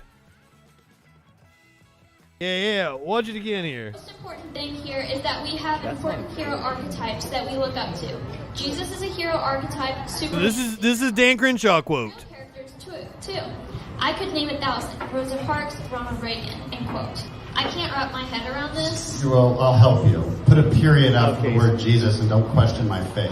Wow. Okay, wow. Do it, Way to go, guy. You moron. What? Yes. Her face was great. It's a little blurry. You can't tell, but like her eyes get real big.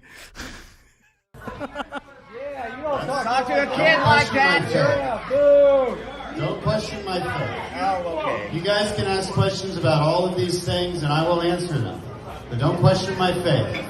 I can question your faith if this is what you said. That's...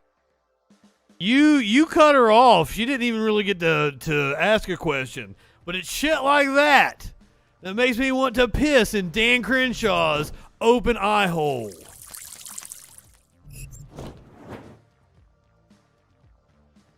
I absolutely hate this man. I hate everything about him. And like this happened a few nights ago, so I wasn't going to play it tonight. I was actually going to do a story about he went onto a podcast and whined about how little Congress people make. Like $175,000 a year. He's like, that's why we need to still be able to trade. He agrees with Nancy Pelosi on trading stock. And apparently, Dan Crenshaw is in the top 5 for stock trades in Congress. So he's doing awfully well. And I was going to play that piece. But we got off track with the caller tonight. And, you know, I got a lot of love for Media Winch. So we'll play that tomorrow. But before we go, here's a cat doing a magic trick.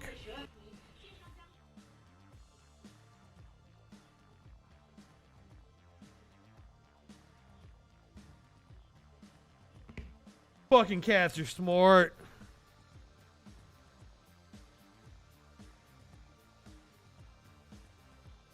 If you're watching on Twitch, you're heading over to Echoplex Media. It is Meltdown Monday with the Media Winch.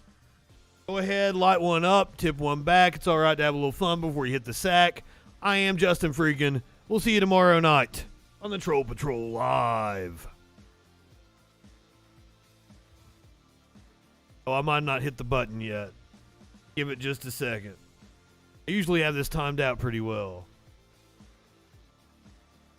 Now.